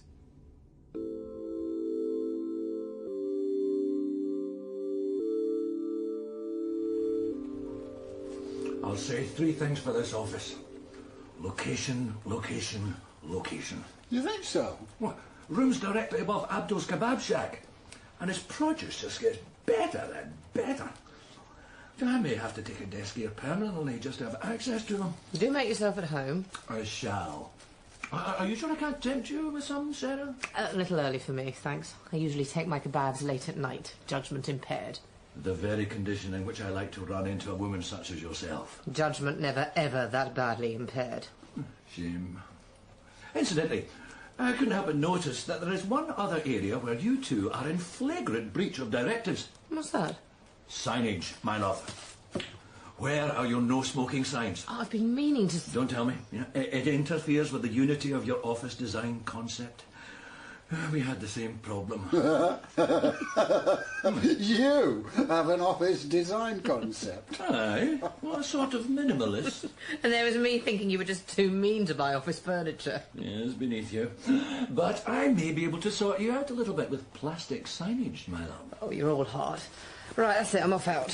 What, lunch? No, yoga. Oh, delightful. See, I myself was once a practitioner of the yogic arts. You? Oh, my. Remarkably supple for a man of my stature. I'm tempted to join you. No thanks, Doug. I prefer to observe the discipline in seclusion.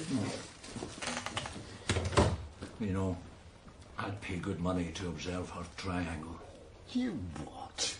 It's a yoga position, Frank. That's it, is it? You were in bed, the old lady's made a mistake. It wasn't you. Yes, officer. And is that really true? No lies? Mother, I'm not lying.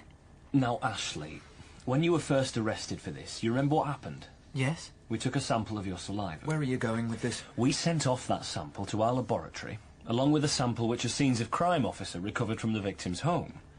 I don't understand. After you pushed that lady over in her hall, you must have caught your hand on the door as you ran out. We found a spot of blood on the lock. And it's yours. Oh, Ashley. It can't be mine. And you promised it was the truth. Honestly, it wasn't me. DC Curtis, I need a private consultation. But why don't you just put your hands up and admit to what you've done? Turn off the tapes, please. Interview suspended. It's the lying. I can't stomach. Mrs. Rickson. Suppose you'll want him on his own again. You can sit in the consultation room.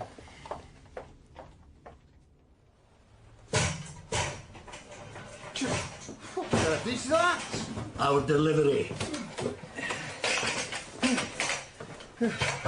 Mr. McGregor. Hello, Death Watch. Frank, do you know Dave Barnes? Face is sort of familiar. Yeah, got a very common face. Shall I just leave this stuff here? Oh, that'll do fine. Put the bill on the side. I'll go and get the rest off the van. Death Watch? Man of violence, is he? No, Frank. He used to specialise in country house burglaries many years ago. Right. Was responsible for more aristocrats' insurance claims than the Death Watch Beetle, hence... I see. Mind you, I wouldn't want to bump into him when he was at full pelt with a canaletto under his wind cheater. So what is all this stuff? Let's see. Item, garden table with attachable umbrella. Item, garden chairs ×4. Item, 1 patio heater. By the time you put this stuff together, your terrace is going to be the talk of Manchester. I'm putting it together. Oh, come now. At the price you're paying. And a little physical exercise will do you good. You're not helping. Well, I'll be Director of Operations. Now, hop out onto the roof, and I'll hand the gear through the window to you. Are you sure that this is all legit? Frank, take this. And heed the fine words of the bard. Dare to be honest and fear no labour. Shall I take that as a yes? Oh, you should take it as you will. Well, get that for us, will you, Dougie? And if it's a job, take the details. Ashley, an old lady disturbed a burglar in her home. She picked you out as the culprit. Your DNA has been found at the scene of the crime. That puts you in her flat. In this business, that's what we call overwhelming evidence. What do I do then? At a time like this, sometimes it's best to make an admission. Tell them I did it, you mean? Tell them the truth. You sound like my mother. Yeah, we're not quite ready for you, officer. This interview is terminated. I need to wrap up the tapes. What's happening? Just sign the seal for me. There's been a development. What kind of development? Ashley, the jailer will show you back to your cell. What's going on? I thought you had my client nailed down for this one. So did I. Look over there, at the sergeant's desk. Wait a minute, wasn't Ashley on his way back to his cell? I'm not having this. I want my mum. Yes, you are seeing double. Ashley's got a twin. Identical. Meet Luke Rickson. And Mum never said a word. Why won't you lot listen? I don't know nothing about any burglary. You have got a problem. Has Luke got a brief? They're just bringing him through. Maybe you and him can sort it out. I wouldn't bank on it. Where's my mum? I'll just go and get Mrs. Rickson. Frank. Looks like we're co-defending on this one. Not exactly. This way, Mrs. Rickson. Mum. Luke, I'm here. They called me Ashley, said I'd done a burglary. It's all right, we'll sort it out. I'm going to need a lawyer. That's me, Mrs. Rickson. Frank Twist. And you'll help us? Oh, that's what I'm paid to do. Luke wouldn't do something like this. We need a conference before we do anything, Frank. All right. I'll just have a quick look at his custody record. Get on off this one.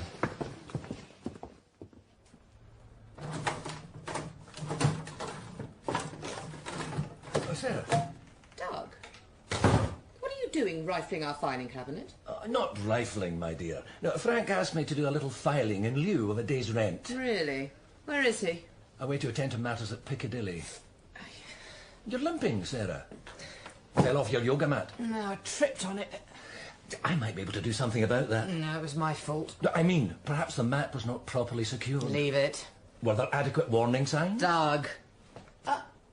What is all that stuff out on our roof? That is your newly appointed roof terrace. I leave you and Frank alone together and you turn the place into the backyard of a pub. We worked a little magic. There's a beer advert on the umbrella. Where did it come from? It's quality assured. A patio heater? Yeah, Frank said you might have an issue with that. It's an environmental disaster. I do have something especially for you, though. What's that? There you are, my dear. Your signage. What does it say? No smoking. In Chinese? It was all my supplier could get. It has your standard fag with a line through it, and there's over 1 billion people could come through this office and know not to light up. I'll fix it up for you. I'm off the window. I'm going straight to the custody sergeant. Why? To tell him to release my client. On what grounds? Well, from what you just told me, your boy done it. ID, DNA... Yeah, but Frank... It's unlawful imprisonment. For once in my life, DNA works in my favour. Not quite. What do you mean? Identical twins. Yeah? Identical red hair. Right. Identical DNA. Really? Yes, really. Oh, well, that explains something. What? Well, whenever a cop has asked a client if he's got an identical twin, I always thought they were just winding him up. Any fingerprints? None. What's the mother like? Bit odd. Boys lost their father recently. The mother seems to have it in for Ashley. What did she say about Luke? Neither of them mentioned his existence before. Weird. Well, there is something we can say with absolute certainty. What's that? One of our clients did it. Well done, Holmes. What are we going to do? Well, it's obvious, isn't it? We're home free. Eh? How can they prove beyond a reasonable doubt which of these two did the crime? They can't. So it's no comment from us both, and we're both out.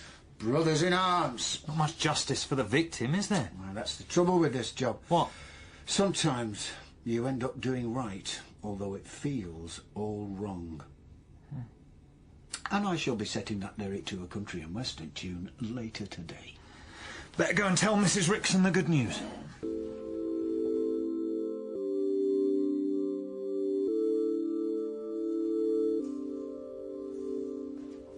What's happening? We're waiting for an appropriate adult for Luke. I'll be that. I'm afraid you can't.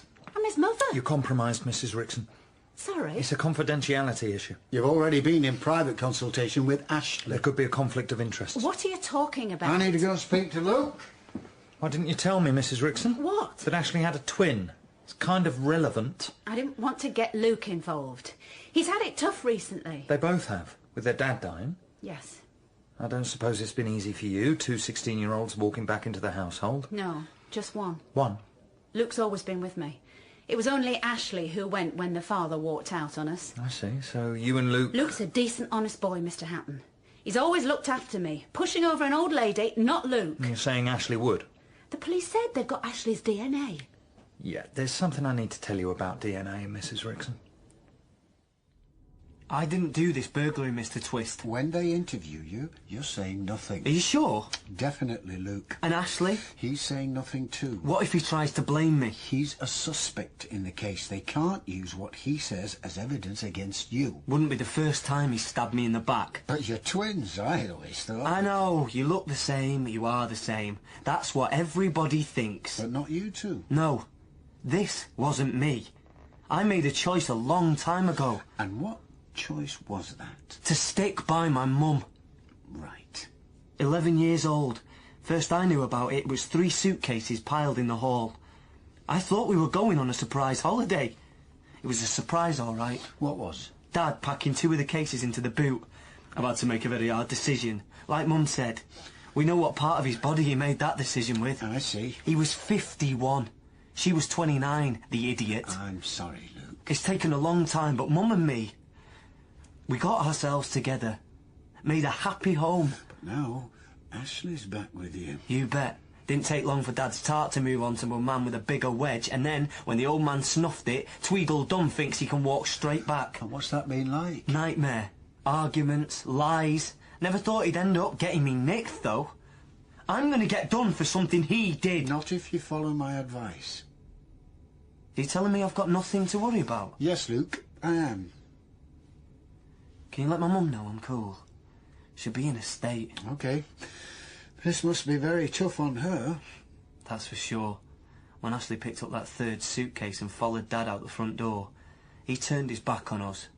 That destroyed my mum.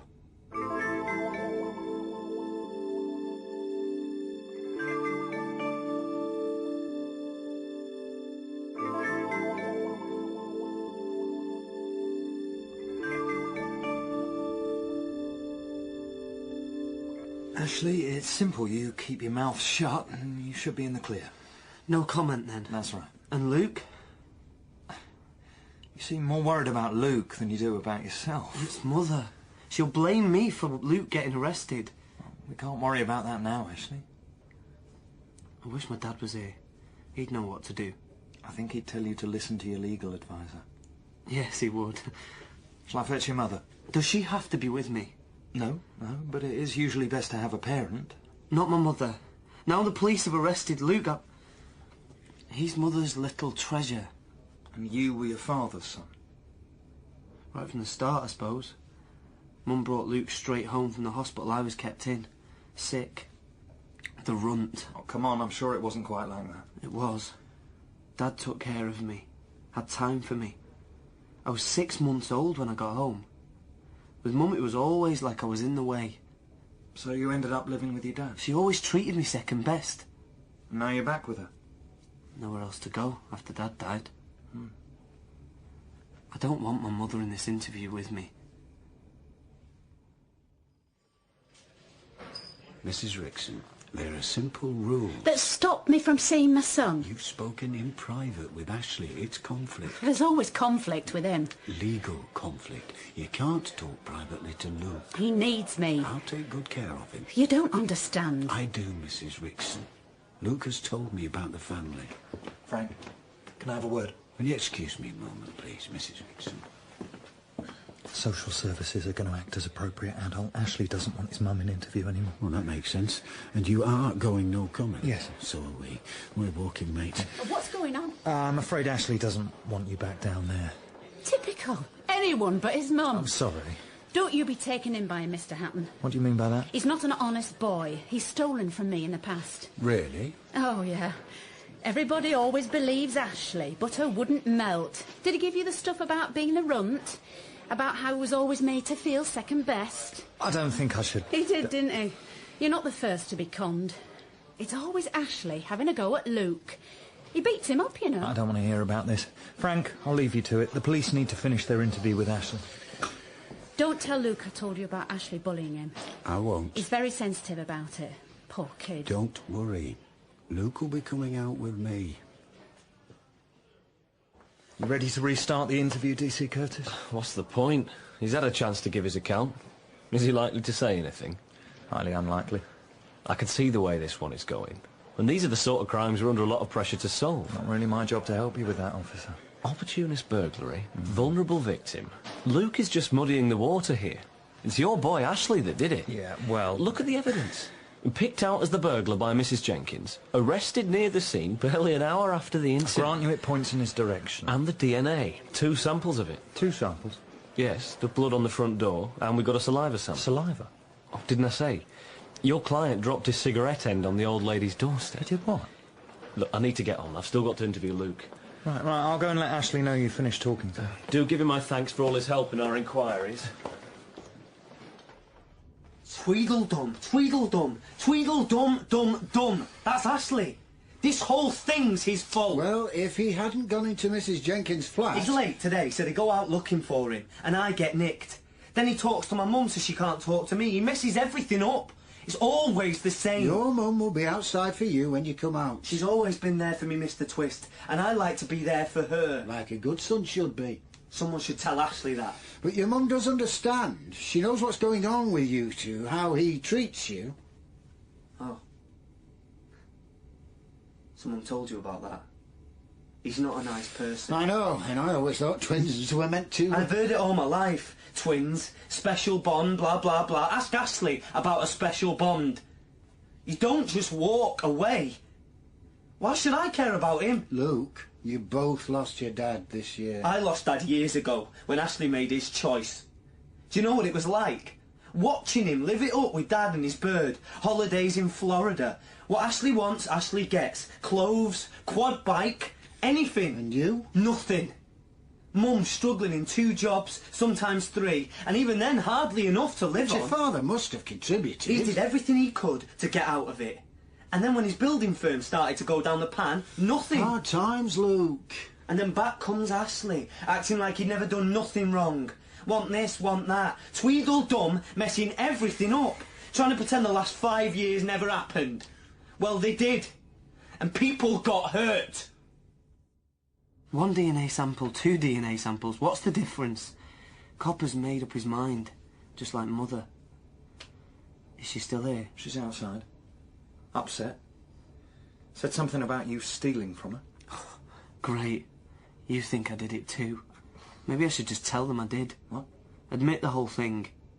Ashley, you've lost me. Are you saying you did the burglary? Be easier. Easier on who? On Mother, like Luke said.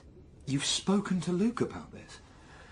Sort of. When? After I got nicked last week, I knew it must have been him what done it. Oh, is that why you got a bit rough with him? Is that what he's been saying? Well, what happened then? He talked about Mother. How he looked after her, how it would destroy her if he got nicked.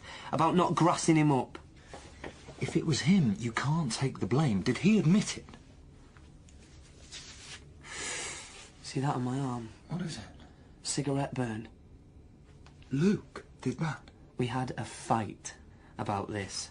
I came second, just like I always used to. And the burn? He wanted to make sure. Of what? He didn't have to. You can't tell on your twin. What he's done to your arm, you should report that to the police. It's a serious assault. I'll get over it. That's life with Luke. Even when we were kids, always the bully. You couldn't stop it. So you left with your dad? Well, he can't help me now, can he? How much longer are they going to be, Mr. Hatton? Ashley. I can't take much more of this. Yeah, well, it's tough in here for a smoker. I mean, you must be desperate for a fag. Me? I don't smoke. Yes. I shall bear that in mind. Good day to you. These people. Doug, exactly how much longer are you planning to stay here? You know, I might just be in the market for new office space. What's the problem? We had a minor incident at the office. What sort of incident? A fire, Sarah. It's contained, but some damage was caused. Contained where? In my room. That was the insurance assessor. Got to the bottom of it, has he? We exist today in a culture of blame. Yes, awful, isn't it? Everything has to be somebody's fault. And the cause of the fire? Well, does nobody in the modern world entertain the possibility that certain things might just happen spontaneously? Like combustion, for example? Exactly. Discarded dog end, was it? Aye, that's right. Liability? Strictly mine. Can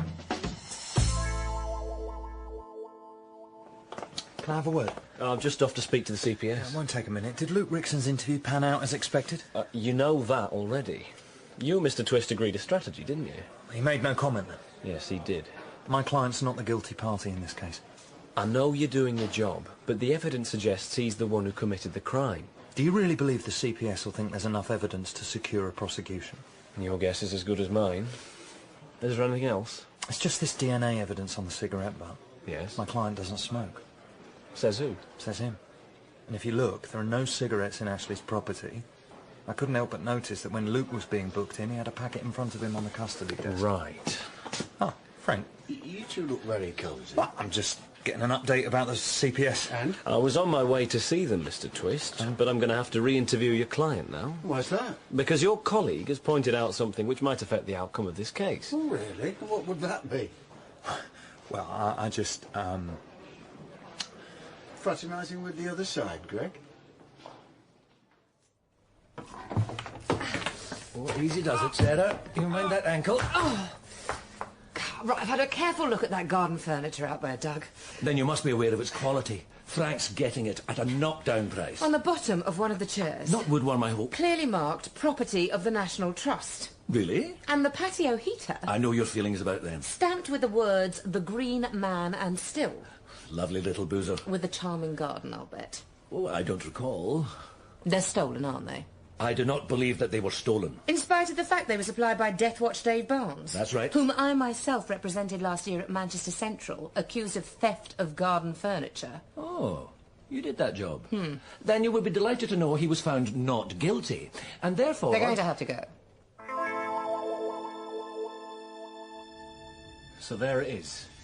The property list signed by you when you came into the police station. Can you see it, Luke? No comment. Mr. Twist? Yes, officer, you're showing us a list. Signed by your client. Last item, 1 packet of cigarettes. So they're yours, Luke, right? No comment. No comment again. It was you who dropped your fag end on Ivy Jenkins' doorstep. I've got no comment. Wasn't it? I said no comment. Are you all right? I'm fine. Would you like a private word with Mr. Twist? No. And you're happy with Mr. Faraday here as your appropriate adult? If you want to talk, just ask, son. I'm not your son. I wanted my mum to be here. You know that's not possible. I know, because of my twin brother. This whole thing happened because of my twin brother. What do you mean? Luke. Coming back into our house like he's got a right. Do you need a consultation? No, I don't. Disrespecting Mum. Ashley couldn't care less what we've been through. What kind of a son? What kind of a brother? What have you been through? Trying to keep our heads above water. Debts everywhere. Right. Mum got into a mess with the money borrowed from a man on the estate. And then? Came round to collect his debts. Oh, so you thought you'd help her pay it off? Why did you have to push Mrs. Jenkins over? I didn't. You pushed that poor old lady over. No, I didn't. You did! You did, Luke. What do you think your mother would think about that? She fell. I didn't push her. Luke. Why did she have to come back so quick? Officer, I need to talk to my... I did the right thing. The right you know. thing? I looked after my mum. Paid off the man. He won't bother her again. That's it, Ashley. No further action will be taken against you. You're free to go. Where? Home. Have they finished with you? Yes. And Luke? You'll need to talk to Mr. Twist about that. But he's coming out in a minute, right? Greg, do not ever speak to a cop. Client's mother wanted a word, Frank. Where's Luke? He's just been charged with burglary, Mrs. Rickson. What do you mean? Luke has? I'm sorry. But the woman picked out Ashley. What's going on? Things changed. Unhelpful things were said. Ashley? I said nothing. None of this has anything to do with Ashley. No, it wasn't him who broke rank. When's Luke coming out? The police refused him bail. What does that mean? He'll be in court tomorrow. They're keeping him in? I'm afraid so. You promised. He's coming out with me, that's what you said. I'm sorry, Mrs. Rickson. Luke is a decent boy. He looks after me. I know. You've let me down, Mr. Twist. Totally let me down. Broken promises. It's not their fault. Shut up. You've pulled the wool over everybody's eyes, haven't you? You robbed that lady and you know it. Mother, for the last time, it wasn't me. Your son's telling you the truth. No, he's not. Ashley's a thief. Why do you keep saying that? Oh, you want to know now? Shall I tell him or will you? Please, Mother. You and your father, what did he say? He thought this way we'd all be happier. Packed your own bag, didn't you, Ashley? Look, he told me about this. Me and Luke standing at the window watching the two of you disappear.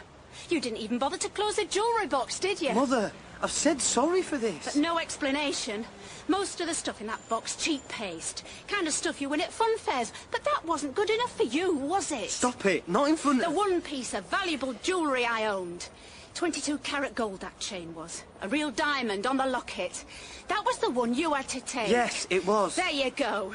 That's the measure of the lad. Barefaced, admits it. I had a reason. Best price when sold on. I never sold it.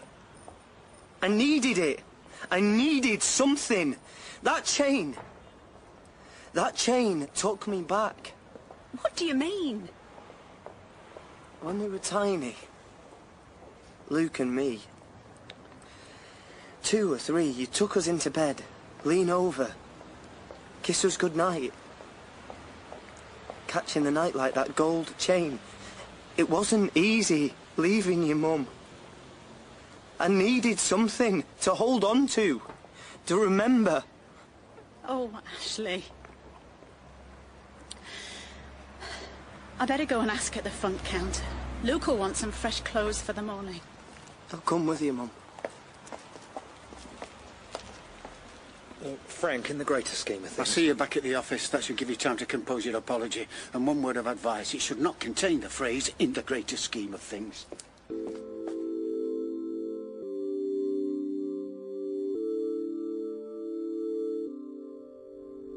Where is he, Doug? Why, his phone's turned off. But I'm sure Dave Barnes would not put you or me in a compromising position. Your loyalty to your clients is admirable. Come in. Death Watch. I've been trying to contact you.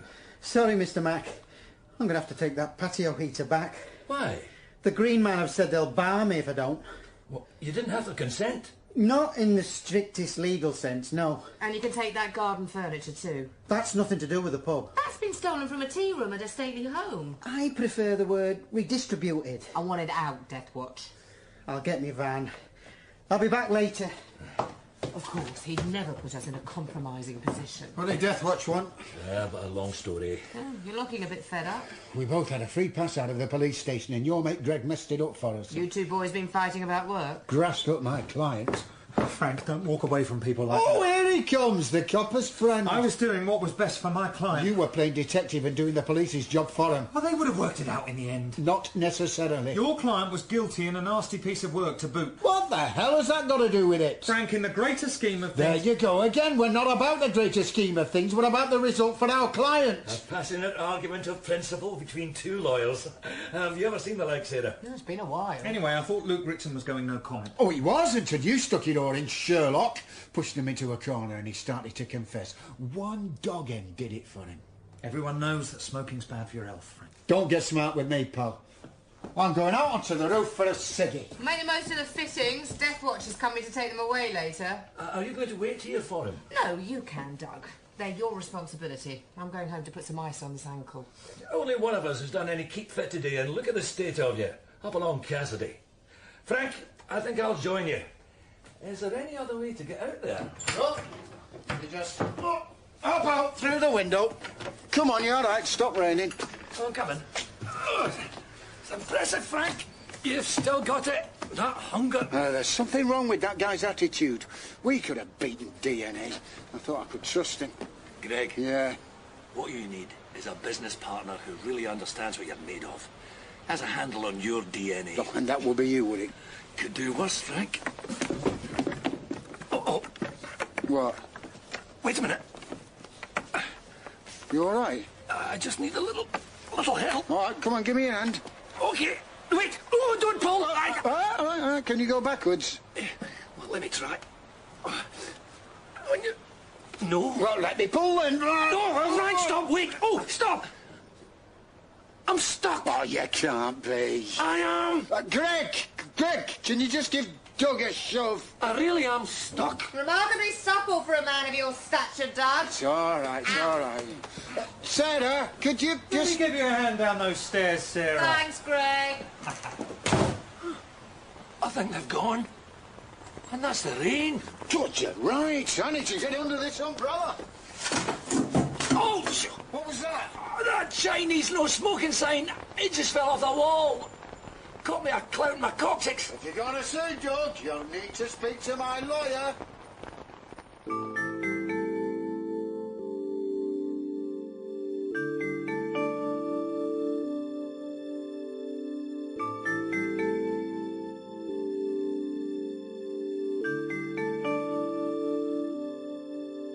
In an environment of overwhelming mistrust, a human being, and even a subspecies like the defense lawyer, has a need to trust someone.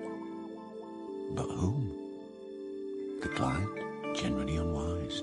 The police officer, my genetic programming does not allow for it. A professional colleague. Get out of here. I mean, one legal advisor may look very much like the next, but until the genetics experts track down a set of twins working in the field, the jury remains out as to whether a defence lawyer is born to the job or is the product of his background. And as for trust, right now, I'll just have to trust my own judgment. I know. I don't feel very good about that either.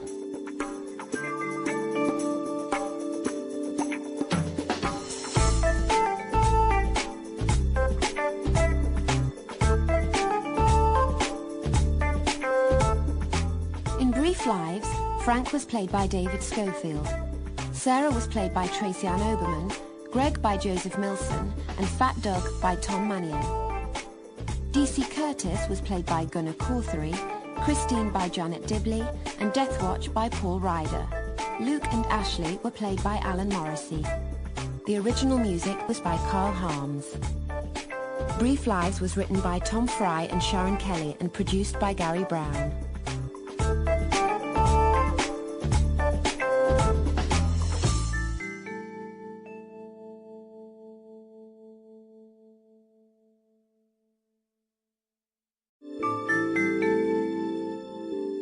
The courtroom should be a home banker for the lawyer. The police station attendants, a difficult away game in Bratislava. Thing is, my team are usually at their best when outnumbered on a foreign field. They're trained to deal with that, make a habit of playing ugly, getting a late away goal and ushering a satisfied client out of the nick. Stick my lot in a courtroom. That's when it can all start to unravel. My name is Frank Twist, and if you ever have the misfortune to be arrested in England's sunny northwest, there's a fair chance that either me, Sarah Gold, or another of my team of legal advisors will be looking after your interests. And we will do our utmost to get you a result. Because as every good manager knows, at the end of the day, it's all about results, young man.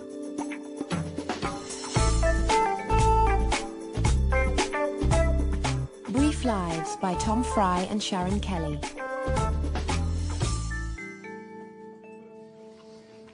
It's the beige walls, Doug. They're beginning to get to me. Deeply symptomatic, Frank. The successful criminal lawyer's office should embrace style and individuality. Exactly. We shun the tyranny of good taste. Can you manage that second fried egg? No, go on, you have it. She's taken over, Doug. Well, Sarah? No. I did warn you. I'm a stranger in my own office. She put a flow chart on the wall the other day. Quite disgraceful. But I fear that we are but simple grazers in the Jurassic Age. We are dinosaurs. That's what Sarah says. And what Sarah says... You got it. Frank, in man's most dark extremity, oft succour dawns from heaven. The bard? No, no. Sir Walter Scott. A good lawyer himself.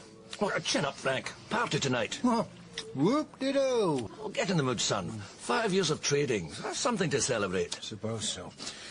Come on, then. I'm in that flight again. The fabulous Elaine. It makes any party go with a bang. She's sensational. You've seen her act, then? Naturally. Why else would I recommend her? Card tricks, disappearing acts, even a little hypnosis. Say one thing for her. She's cheap. Very competitively priced. And with a squeeze on legal aid funding, that counts for a lot. You feeling the pinch too? It's not just that. It's the whole culture we're living in. The justice system is broken.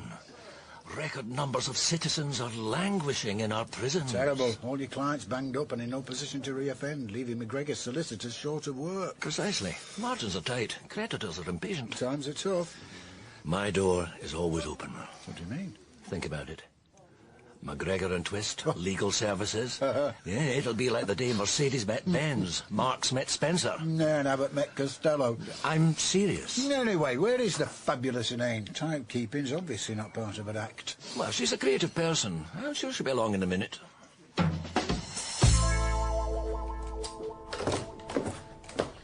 Oh, you're an early, Sarah. Getting ready for the party? Debbie, if there's one thing that's guaranteed to end in disaster and misery, it's an office party. Oh, you're only good with computers. This thing isn't responding at all. Oh, I need to print off some old notes. So do I. Got an after-hours text from Fat Doug saying I have to give evidence in court. Me too. The Connor case? Yeah. Told you at the time that Granny Connor would come back to haunt us. Well, why does Fat Doug want us in court? Oh, wake up, Debbie. If we're getting called by the defence to give evidence about what happened at the police station, it can only mean one thing. What? The defence are looking for someone to blame. And given the police excluded you from the police station, you'll be first in the firing line. Well, shouldn't we be standing together on this one? In the cold hard light of the witness box is every woman for herself. If she's not here in 5 minutes, Doug, she can forget it. The guests will just have to make do with a karaoke machine. Elaine! Sorry I'm late, Mrs. McGregor. My car, suffering from a flat battery. Oh, no magic spells to sort that out, then. Very good. You must be Mr. Twist. Call me Frank. And you can call her the Fabulous. I understand that this is an office party. That's right. Calibre of the guests? Usual legal types. Educated and professional, then. I wouldn't go as far as that, Elaine. Keep the act simple, with lots of colour and movement. I recommend my executive party package. Details on the leaflet. Additional 20% premium for the lateness of the booking. Can't you waive that? Oh, come on, Frank. She's still serious value. I supply my own small stage and I bring my own music on CD, which can be played on your computer system. I usually take half payment in advance. Cash preferred.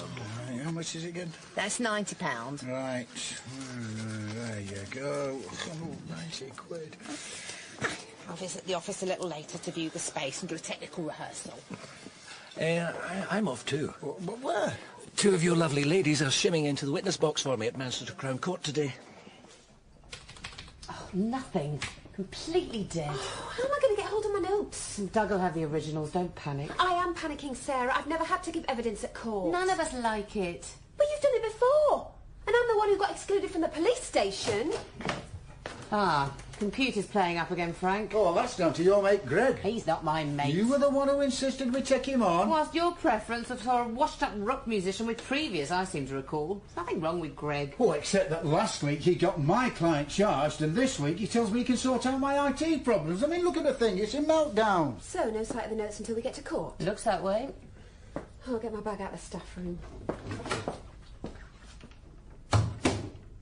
Whenever we have a problem with an advisor, it's always Debbie. What's this all about? Got herself kicked out of the police station and I got dragged out of bed to sort it. Client? Mrs. Betty Connor, 68 years old, with 3 kilos of high-quality skunk in the bottom drawer of her freezer and 1,200 quid on the top of her wardrobe. Ooh, this pensions crisis, it's hitting everyone. What does Doug want from you? I thought he might have told you. Not a word. You ready, Debbie? As I'll ever be. And remember, you two, it's united we stand. Looking flash, girls. For a condemned woman. Hey. Court. Oh, right. So tell me, Greg, what's the maximum sentence? What for? The crime of impersonating a computer nerd. You conned me into thinking you were Greater Manchester's answer to Bill Gates. What's the problem? Put it all on the hard drive, he said. Paper's a thing of the past, he said. It is. So will you be if you don't get these machines working. Which court are we in again? 4. It's down at the end there on the left. Give me the police station every time. There's something about criminal courts that makes me feel... Guilty? Nervous. Don't let that show. You need to look like the complete professional. Where's Doug? He was meant to be here. Oh, I still don't understand why we're being called. I can guess. What did you advise Mrs. Connor to say in her interview? No comment. Me too. So what? Well, Mrs. Connor must be going not guilty, and the prosecution will be saying that the only reason she said nothing at the police station is because she hadn't come up with the story. And anything she has said in court? They'll say she dreamt it up after the interview. Where do we come in? Sorry, I'm late, ladies. Doug. Sarah, you look sensational, my dear. You'll knock them dead in the witness box. Professional, elegant, with just a tiny hint of the dominatrix, who wouldn't do what you told them to. And you, Debbie. Hello, Doug. You've pitched it just right. Capable, but with a suggestion of vulnerability. You'll be on first, Debbie. Doug, Now, you sit yourself down on that bench while Sarah and I have a quick con. Over here, Sarah. What are you up to? Today is one of those rare occasions where we can be on the side of the angels. You and I are going to fly to the rescue of poor benighted Mrs. Betty Connor, upon whom the forces of evil are bearing down. What exactly is Mrs. Connor telling you? The truth. But that must be a first. A Doug McGregor client telling the truth. That sort of crack is beneath you. Mrs. Connor is the victim of overzealous policing and a cowardly and unscrupulous grandson who to this day has not come forward to claim the drugs as his own. She's seriously telling you she had no idea she had those drugs in the freezer? Bottom shelf, dodgy hip. I've got a doctor's statement. It'll take more than a packet of oven chips to get old Betty down on all fours. And the £1,200? Betty is a pillar of the local community and is banker for the estate's Christmas club. And no doubt there are witnesses who will support that explanation? There certainly are, and not one who can walk without the aid of a Zimmer frame. Wasn't her fingerprint on a bag the stuff was wrapped in? Well, the little tyke used her shopping bags. So why didn't she say all of this at the police station? Well, surely you remember. The poor lady was in a state of shock, barely able to recall her date of birth. My recollection is that she pulled herself together pretty sharpish when she needed to. Seemed to be very on top of things. And nothing about a grandson. Come now. Put yourself in her place. It's 7 in the morning. Your false teeth are still in the glass by the side of your bed. You're alone with your memories. Where's this going, Doug? Bear with me. I'm trying to create a mood here. There's banging and shouting at the door. Not a moment to change out of your wincey nightie. The stormtroopers are in the house. And that lonely old lady... If you break into Eleanor Rigby, I'm not going in there. They tore that poor woman's home apart. Yes, and found 3 kilos of skunk. And you expect her to put forward a cogent, rational defence as her world collapses around her? Have a heart, Sarah. Just as I thought. The adverse inference. She went no comment in the police station. She gave me nothing. And now she's coming up with this story. Precisely. Prosecution counsel is suggesting she concocted her whole defence in the last couple of days.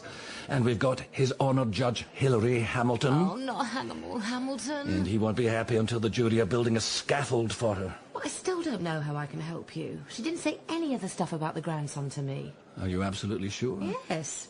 Well, I haven't seen my notes. Do you have them? Well, somewhere, deep in this file. Debbie, you'll be on in a minute. Okay. You shall see your notes, Sarah. When? Well, all in good time, my dear. By the way, who's counsel for the defence? Oh, didn't I say?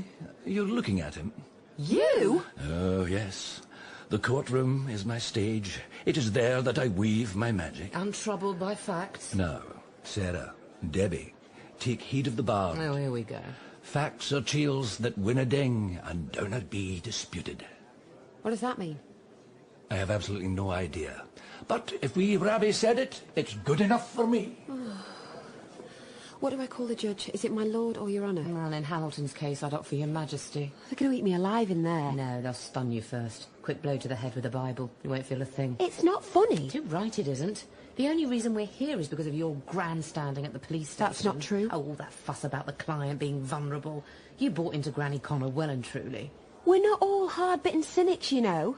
Does it ever occur to you that the client might be innocent? Oh, I see. Mrs. Connor's innocent. And Hannibal Hamilton's a dangerous liberal with feminist sympathies. Miss Deborah Harrison? Wish me luck. Break a leg, Debbie. Ah, Greg, tell me that's good news. We now have contact with the outside world. At last! Now it's up and running. Can I try my CD in it? Yeah, go ahead, Elaine. Makes life so much easier if I can use your hardware. Sarah over at Crown Square. She still hasn't had sight of her notes. Printed set off from the database now and take them down there. And she says Fat Doug is defence counsel. Oh, Doug on his feet in a Crown Court. That could get very ugly. You thought the police interview of Mrs. Connor shouldn't go ahead at that time? Yes, I did. Can you speak up, Miss Harrison? The members of the jury need to hear what you have to say. Sorry, I'm a bit nervous. There's nothing to be nervous about. Now, in your own words, Miss Harrison, what did you say in the interview to try to prevent it going ahead? I told the police that Mrs. Connor was not fit to be questioned. And the police said? That I was answering questions for Mrs. Connor. Were you? She was in a vulnerable state. They asked her if she was feeling well enough, and I said she wasn't. So you were answering questions for her? Technically, yes, but their whole attitude was bullying and intimidating. Is that so? And what happened next? They said that my behaviour was a breach of the codes of practice and set about excluding me. From the interview? From the police station. And were you excluded? Yes, I was. And as a result, was a colleague of yours dispatched to the police station? Yes. Whom you no doubt thought was coming down to offer you support? Yes, I did. If it wasn't for that stupid girl, neither of us would have to be here, Greg. Don't be too tough on her. Oh, she's so naive. Takes every client at face value. It's dangerous. Well, of course it is. And I've looked through these notes very carefully. There's nothing about any grandson. So the client gave you no defence? None. Well, then it had to be no comment. Exactly. But I still can't work out what Doug's angle is on all of this. Wonder how Debbie's getting on in there with him. I'll wipe the floor with her. They're coming out. Debbie! How'd it go? All right in the end. Doug said I did nothing wrong. Oh, is that so? Yes, Sarah, it is. Am I in now? No, they're taking a short break. I'm going to head back to the office. Sarah, the court is rising briefly and then you're on. Doug, I've looked at It's these not notes. proper for us to talk at this stage of proceedings, my dear. Yeah, but a moment ago you were telling me... No, you've got nothing to worry about. I'm simply going to take you by the hand and lead you through your evidence. That's rather what I'm afraid of. Come on. Take a lead from the men of letters. I cannot tell how the truth may be. I say the tale as it was said to me. Walter Scott said that. Doug, you are a slime ball. Sarah Gold said that. I'm off for a Jimmy. What's he up to? It'll be fine. What do you think? When did you last give evidence? Actually, I'd rather not think about that. Why not? Mr. Gregory Hatton. Jemma? What are you doing here? I was about to ask you the same question. I brought notes. I was gonna... Wow. I didn't expect to see you here. I'm sorry to interrupt. Greg, do you mind hanging around until I'm done? I may need to see a friendly face after all of this. Sure, do you want me to be in there when you're doing your bit? No. The smaller the audience, the better. I need another look at these notes before I go in. So? Yeah. So? Coffee? Where? There are such things as public canteens in these places. The thing is... Greg, I know what you're doing for a living. Look, plain clothes. Nobody will know you're playing footsie under the table with a serving police officer. The fact is, Elaine, there are certain people who are suggestible and susceptible. You're absolutely right, Mr. Twist. But then there are people... Such as yourself. ...who are immune to hypnotism. Exactly. It's about strength of character. Yes. Inner certainty. I completely agree. Just take my hand here. Sure. Actually, Elaine, it's about self-knowledge. That's so true. Push against my hand. Yes, I've always been completely resistant to this sort of thing. Push? I'm sure you have. Sleep! Now, just sit up gently, Frank. Nothing to worry about. I just need to ask you a couple of questions. Yes. And it's important that you tell me the truth. I swear by Almighty God that the evidence I shall give will be the truth, the whole truth, and nothing but the truth. Would you tell the court your name, please? Sarah Gold. Miss Gold. You work as a defence rep in police stations? Yes. Now, on this day in question, was it right that you were representing Mrs. Betty Connor? Yes. What can you tell the court about how Mrs. Connor was dealing with being under arrest for the first time in her life? Being arrested is a very stressful experience. The police had forced entry into her home. She was quite tearful. Would you have described her as cogent? Yes. Elaborate on that for us. She was talking to me and seemed to be taking in what I was saying to her. Was she giving you clear instructions? I have a copy of my notes. May I refer to them? We'll come on to your notes a little later. For the present time, I would like you to try and focus on the events of that morning that you retain in your memory. Is that clear, Miss Gold? Frank, when I snap my fingers, you awake and you remember nothing. Wake! So? You're right, Mr. Twist. Some people just can't be hypnotised. I told you. Your computer system's playing up again. Doesn't want to load up my music. Oh, I'm sorry, Elaine. My IT staff, they leave much to be desired. You can't get the help, you know. Next time I need a little professional support, remind me not to rely on Sarah. Debbie, how did it go? I survived it, but no thanks to her. Mr. Twist, I need some lunch. I'll leave my stuff piled in the corner. Fine, right. Oh, Frank, give me a hug. Okay. It's all right. I'm not going to try and snog you, married man and all that. Come here. Oh. What's wrong? Sarah's what's wrong. She's made her mind up about me. Nothing I can do will ever change that. I'm sick of it. Can't you just ignore her? Oh, easy for you to say. She treats you as an equal. Oh, I wouldn't go that far. But at least you're not the brainless office bimbo who gets blamed for anything that goes wrong in this place. Not bad, is it? I'm getting to a stage where I'm thinking about going elsewhere. No, please don't do that and leave me alone with her. I mean it. I want you to get Sarah off my back. Sugar? No. I gave up, Jemma. I got the parcel. No return address. Oh, what would have been the point? Are you going to have to get back to see the rest of the trial? No, I think I've seen all I need to. Right. So, what exactly is a DC from the Met doing sitting at the back of Court 4 in Manchester? Should I tell you that? You're from the dark side now. What about you? What does the local constabulary make of an ex-copper coming in defending all their prized suspects? They don't know me. There's no history, new town, new job. New woman? No comment. You really have joined the dark side. Didn't have much choice. Greg, I'm sorry. You don't have to. I mean it. I should have stood by you. You had your job to think about. The job isn't everything. Well, it is to you. Was. I've changed. I miss you. Please, Jemma. I suppose don't. I was hoping that you... I should go back to the court. She said she didn't want you in there. Takes me back. The two of us sitting in a court canteen, usually waiting to take a hit from defence counsel. Yeah, the witness box can be a very lonely place. Miss Gold, are you feeling quite all right to continue? Yes. Why? Not feeling overtired at all? No. What time did you get to bed last night?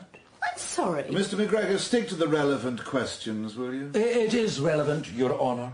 Because, Miss Gold, your role in the criminal justice system can prove very stressful, can't it? No more than yours, I'm sure. You can find yourself arriving at a police station in the middle of the afternoon and be stuck there long into the night, can you not? It can happen. Dealing with 4 or 5 clients along the way. Sometimes. Now, on the morning you took care of Mrs. Connor, you had already given your all for 3 clients the night before. I don't recall. The records show you did. And what's more, you did not finish with the last one until 3:15 in the morning. Is that so? Oh, aye. And then back at Manchester Central at 8:30 for the defendant. If you say so. The records say so, Miss Gold. You must have been shattered. Nature of the job. I'm used to operating on little sleep. Then you must be of a more robust constitution than many of us in the court. I really think that I should go back downstairs. Sarah must have nearly finished in there. I'm booked into a hotel up here tonight, you know. Don't have to get back to London until tomorrow. Jemma. And I'm free this evening. Well, actually, I've got a party tonight. Need an escort? Not your sort of thing. It's at the agency. Copper's not welcome, then. Do you not always look after hardcore villains, then? What? Like Betty Connor? Yeah, why not? You're not serious. Well, what do you think I'm doing sitting incognito at the back of her trial? No idea. Think about it. Elizabeth Connor. Not one of the Connors. Manchester branch. They're expanding out of South London. And you? Seeing if she said anything interesting when she was giving evidence. Did she? Of course she didn't, Greg. She's just a little old lady. Miss Gold, it is now time to turn our attention to your notes of events. You may refer to them. Now, these are an accurate record of events that took place at the police station, correct? That's right. Would you turn to the first page? This is where you have recorded the personal details of the client, isn't it? Yes. What have you written down as Mrs. Betty Connor's date of birth? 10th of the 2nd, 1941. Now, the usher is going to hand you a copy of Mrs. Connor's custody record. Could you read us the date of birth as recorded on that document? The 2nd of the 10th, 1940. Which is Mrs. Connor's date of birth. You got it wrong, Miss Gold. Well, I... You made a mistake. Well, it looks that way. It certainly does. It's a relatively minor error. Absolutely. The sort of error any overtired person might make. Could you turn to the part of your notes that records your private consultation with Mrs. Connor? Yes. Now you will have recorded anything that is relevant in these notes, won't you? Yes. And you told the court earlier that your client was tearful. Yes. Could you show us where you've recorded that fact? Actually, you don't need to look, do you? Because it's not there. No, it's not. Because it's not relevant? No, it's... A person's emotional state is highly relevant at this time, isn't it? It is. Thank you. So we've now established that not only are these notes inaccurate, they do not record all relevant facts. What are you getting at, Mr. McGregor? It's Mr. McGregor's duty to ask the questions, Miss Gold. Let me make my position clear to you, Miss Gold. It's my contention that it is highly likely that the defendant told you she believed her grandson was responsible for the drugs in her freezer. No. Let me finish, please. And that you, for reasons best known to yourself, advised her not to answer questions, and furthermore failed to log these salient facts in your notes. Absolutely not. How can you be so sure of that? We have already established that your notes are less than reliable. She did not mention her grandson. This lady thought she could trust you. She spoke to you and sought your advice, and you let her down. No, that is not correct. No more questions. No, wait, just a minute. Miss Gold. How dare you suggest I'm unprofessional? Miss Gold, please control you yourself. accuse me of not doing my job Councillor, properly. sat down. You've got a nerve, Doug. Miss Gold, I must warn you. Soi qui mal y pense mean anything to you, Miss Doug? Gold, this is your final warning. What's your motto? Anything to get them off, you backstabbing ambulance-chasing piece of... Silence, madam! In all my years on the bench, I've never seen the like. I'm going to retire to my chambers to compose myself before I deal with you in a manner in which I might later regret. And you might need some time alone too, Miss Gold. Take this woman down to the cells.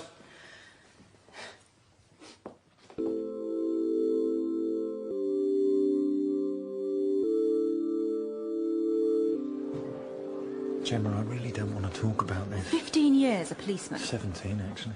And then overnight you go from banging them up to walking them out. What exactly is your point? You can't put your heart into both. Well, you sound like the head of my agency.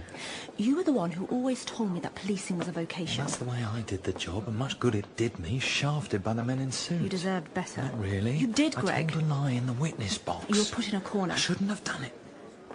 That's Doug. He must have finished with Sarah. Let me just go and have a word with him. Doug? Yeah. Where is she? Oh, surprise turn of events. What?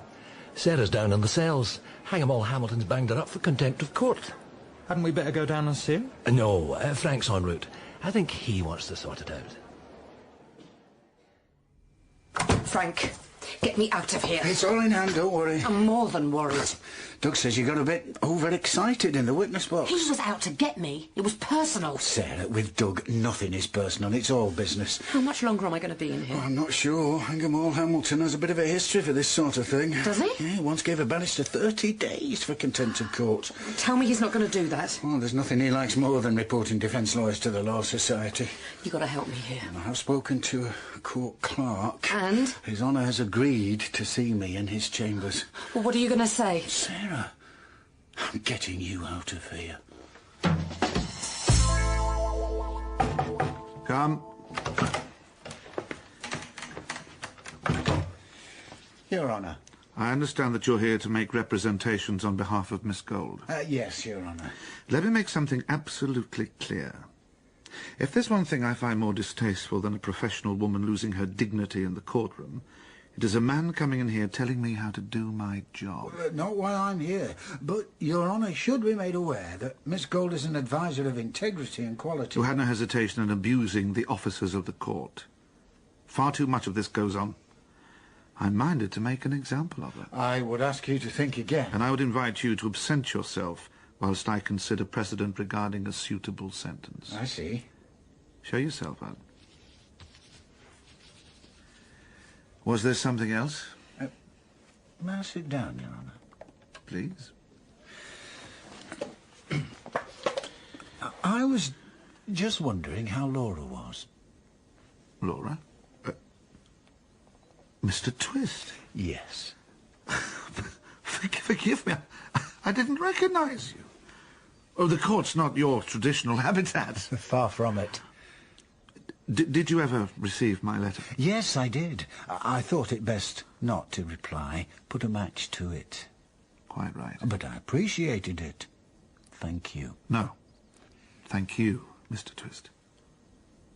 And how is Laura? Transformed. Second year at Oxford. Medicine. No further problems, I take it? No. I'm of the firm belief that her experience on the wrong side of the cell door was rather what she needed. Really? Oh, I'm not myself a great believer in the short, sharp shock.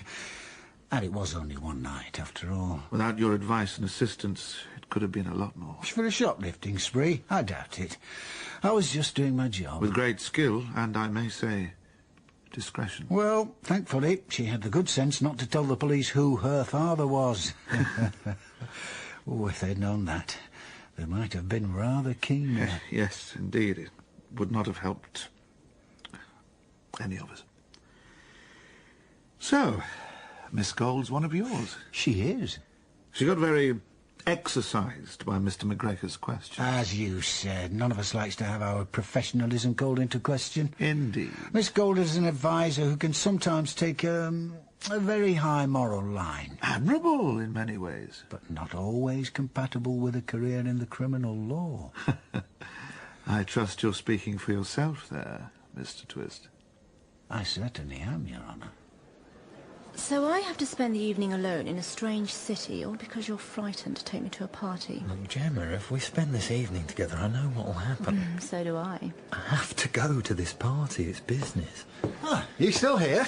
What's happening with Sarah? She'll be joining us shortly.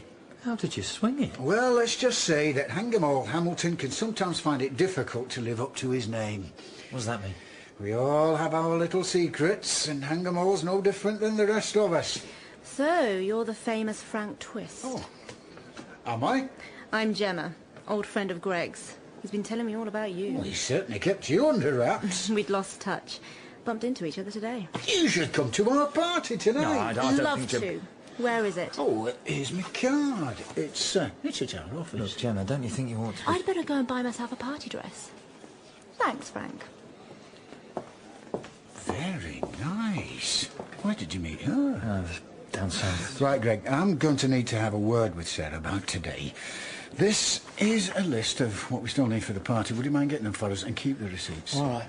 Where is Doug McGregor? He's back in court. Judge is summing up. You all right? Turned over by Fat Doug. A stinker prison cell, and I had to make a crawling apology to Hang'em Hamilton. I most certainly am not all right. Come on. Let's get you back to the office. And it could be worse. Oh, how exactly? Well, you could have been going out the back door with a blanket over your head. So, Elaine, what exactly have you got planned for the show you're doing? It kind of spoils the element of surprise, if I tell you that. I was hoping you'd show me a trick.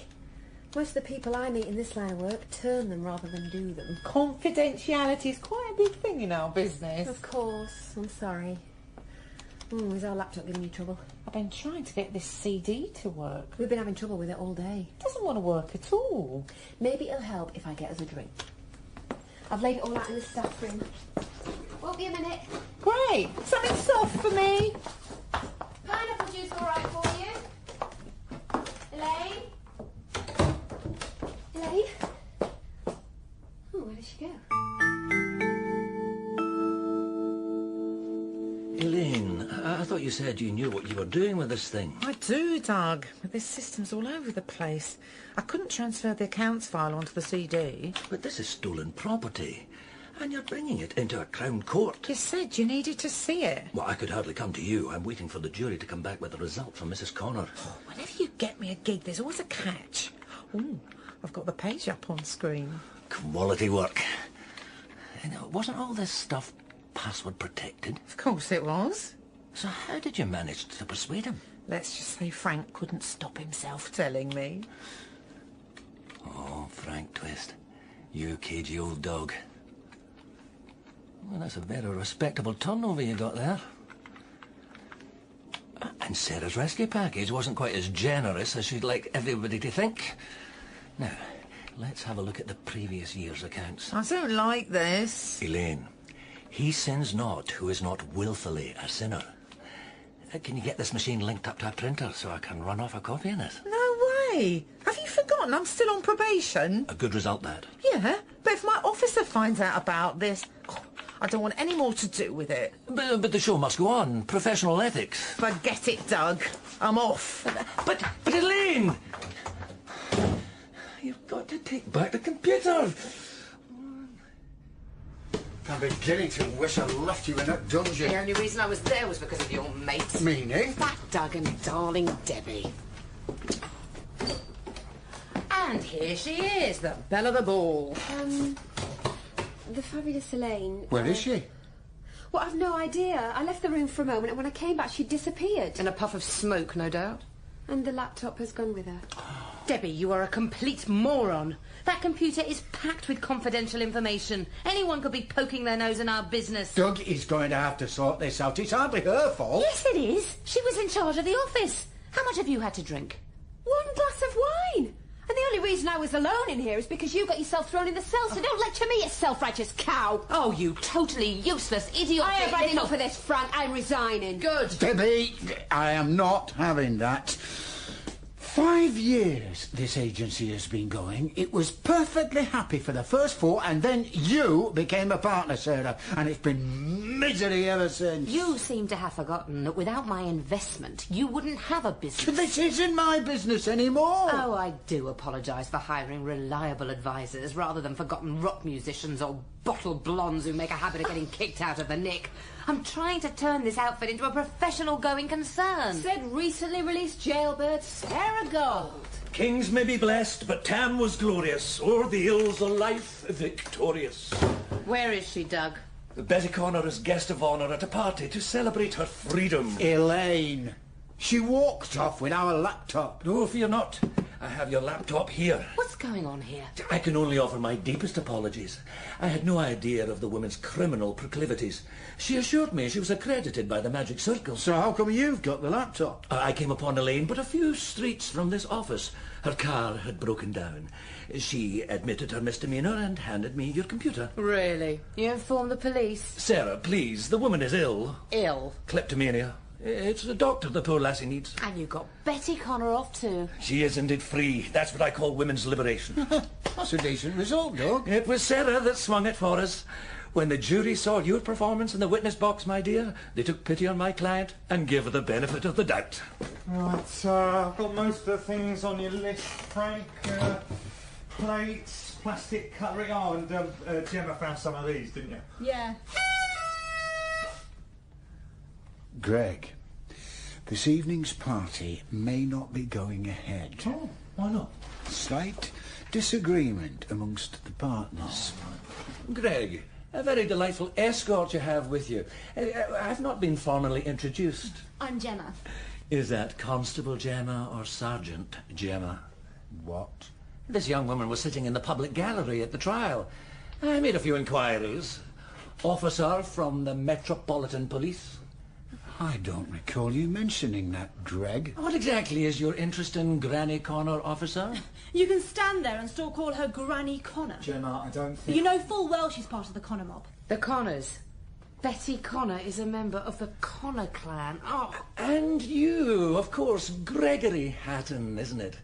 I knew I'd heard that name before.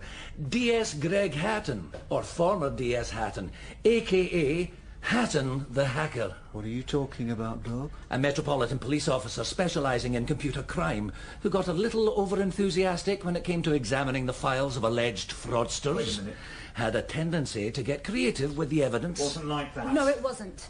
Greg was forced to take the blame. Jemma, leave it. Old colleagues standing together. Makes a change. Greg was told what to do and then hung out to dry by senior officers. But you took the long walk, son, didn't you? Frank, I'm surprised at you sending an ex-copper off to look after my clients. I had no idea. Sarah was the one who pushed for Greg to join us. Oh, didn't she let you know about his background? No, I didn't. Greg is a good advisor. If I'd told Frank he used to be a copper, we'd have missed out on him. So it's all about integrity, is it, Sarah? It's a stupid rule. No, it's not. And you and your pal Hatton the hacker proved my point. Here we go. Leopards and spots. No! This is Sergeants and Stripes, and you are still wearing them, mate. You turned me over last week, and now you're out in your true colours. Dark blue. Don't you lecture me. You go into police stations having a dig at honest coppers. I go in to represent my client. Living in the past. The police are clean now. Oh, they're better, yes. But why do you think that is? People like us forced our way into the nick, watched their every move, came down hard on the bent ones. Constant vigilance. If it was down to people like you, nothing would have changed. Get off your soapbox. Your little friend from the Met here summed you up. You did what the senior officers told you. You didn't have a bottle to say no. Greg, I'm leaving. I think you should come with me. Go on, do what the nice police officer says, Greg. I'm sorry, Sarah. Oh, I'm going to the staff room to have a quiet glass of wine. Yeah, and while you're there, you might like to contemplate your future. Sarah, I am drawn once more to the work of Sir Walter Scott. No, I'm not interested, Doug. Oh, what a tangled web we weave when first we practice to deceive. You're talking about me? Yes, he is. You muscle your way into my business, talk me into pushing my oldest friend overboard, trying to get rid of...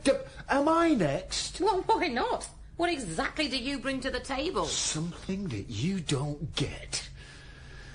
The job is about the clients. Aye, and they trust him. With Frank on your side, you've always got a fighting chance. Your trouble is, you hate the clients. Rubbish. To you, they're the great unwashed, and they're all guilty. Well, most of them are. We act for the defence.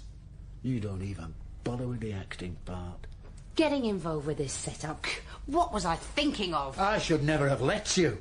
You had to. You were on your knees.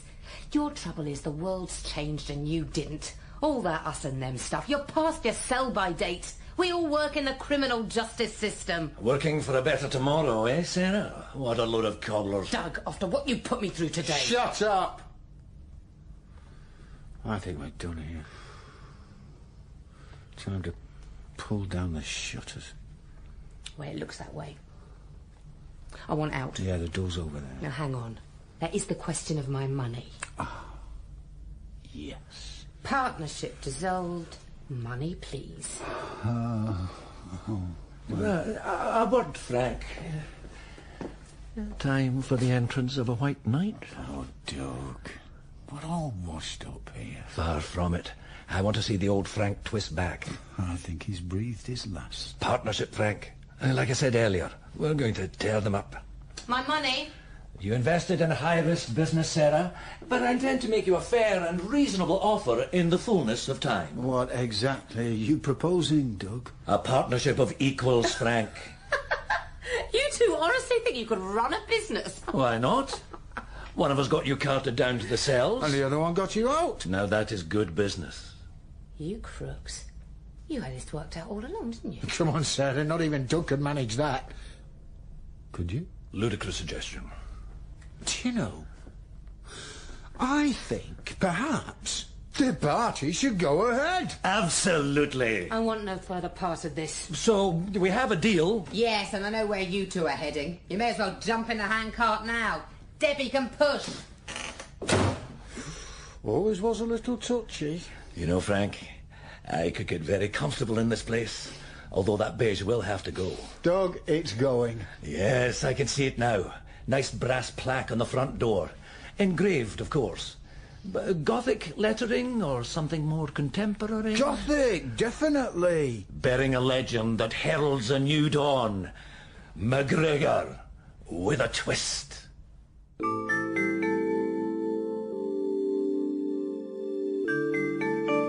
Partners. I wonder. Obviously there's an immediate issue around billing, not used to my name coming second on the promotional material. But it could work. At least with Doug, you know where you stand. Yes, probably up to your knees in slurry, but you can always have a carbolic bath when you get home. And I'm hardly likely to fall under his spell. I mean, like I told the fabulous Elaine, I'm immune. As for wobbling along the high moral line, very difficult in this game. If you're running this sort of business with someone, you have to be able to look at each other at the start of each working day and accept what you are. And what exactly is that? Well, it's obvious, isn't it? Partners in crime.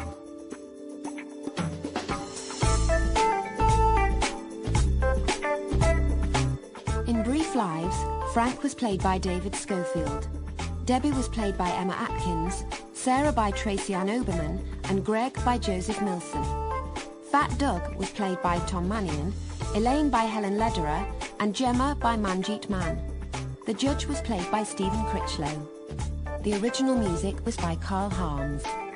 Brief Lives was written by Tom Fry and Sharon Kelly and produced by Gary Brown.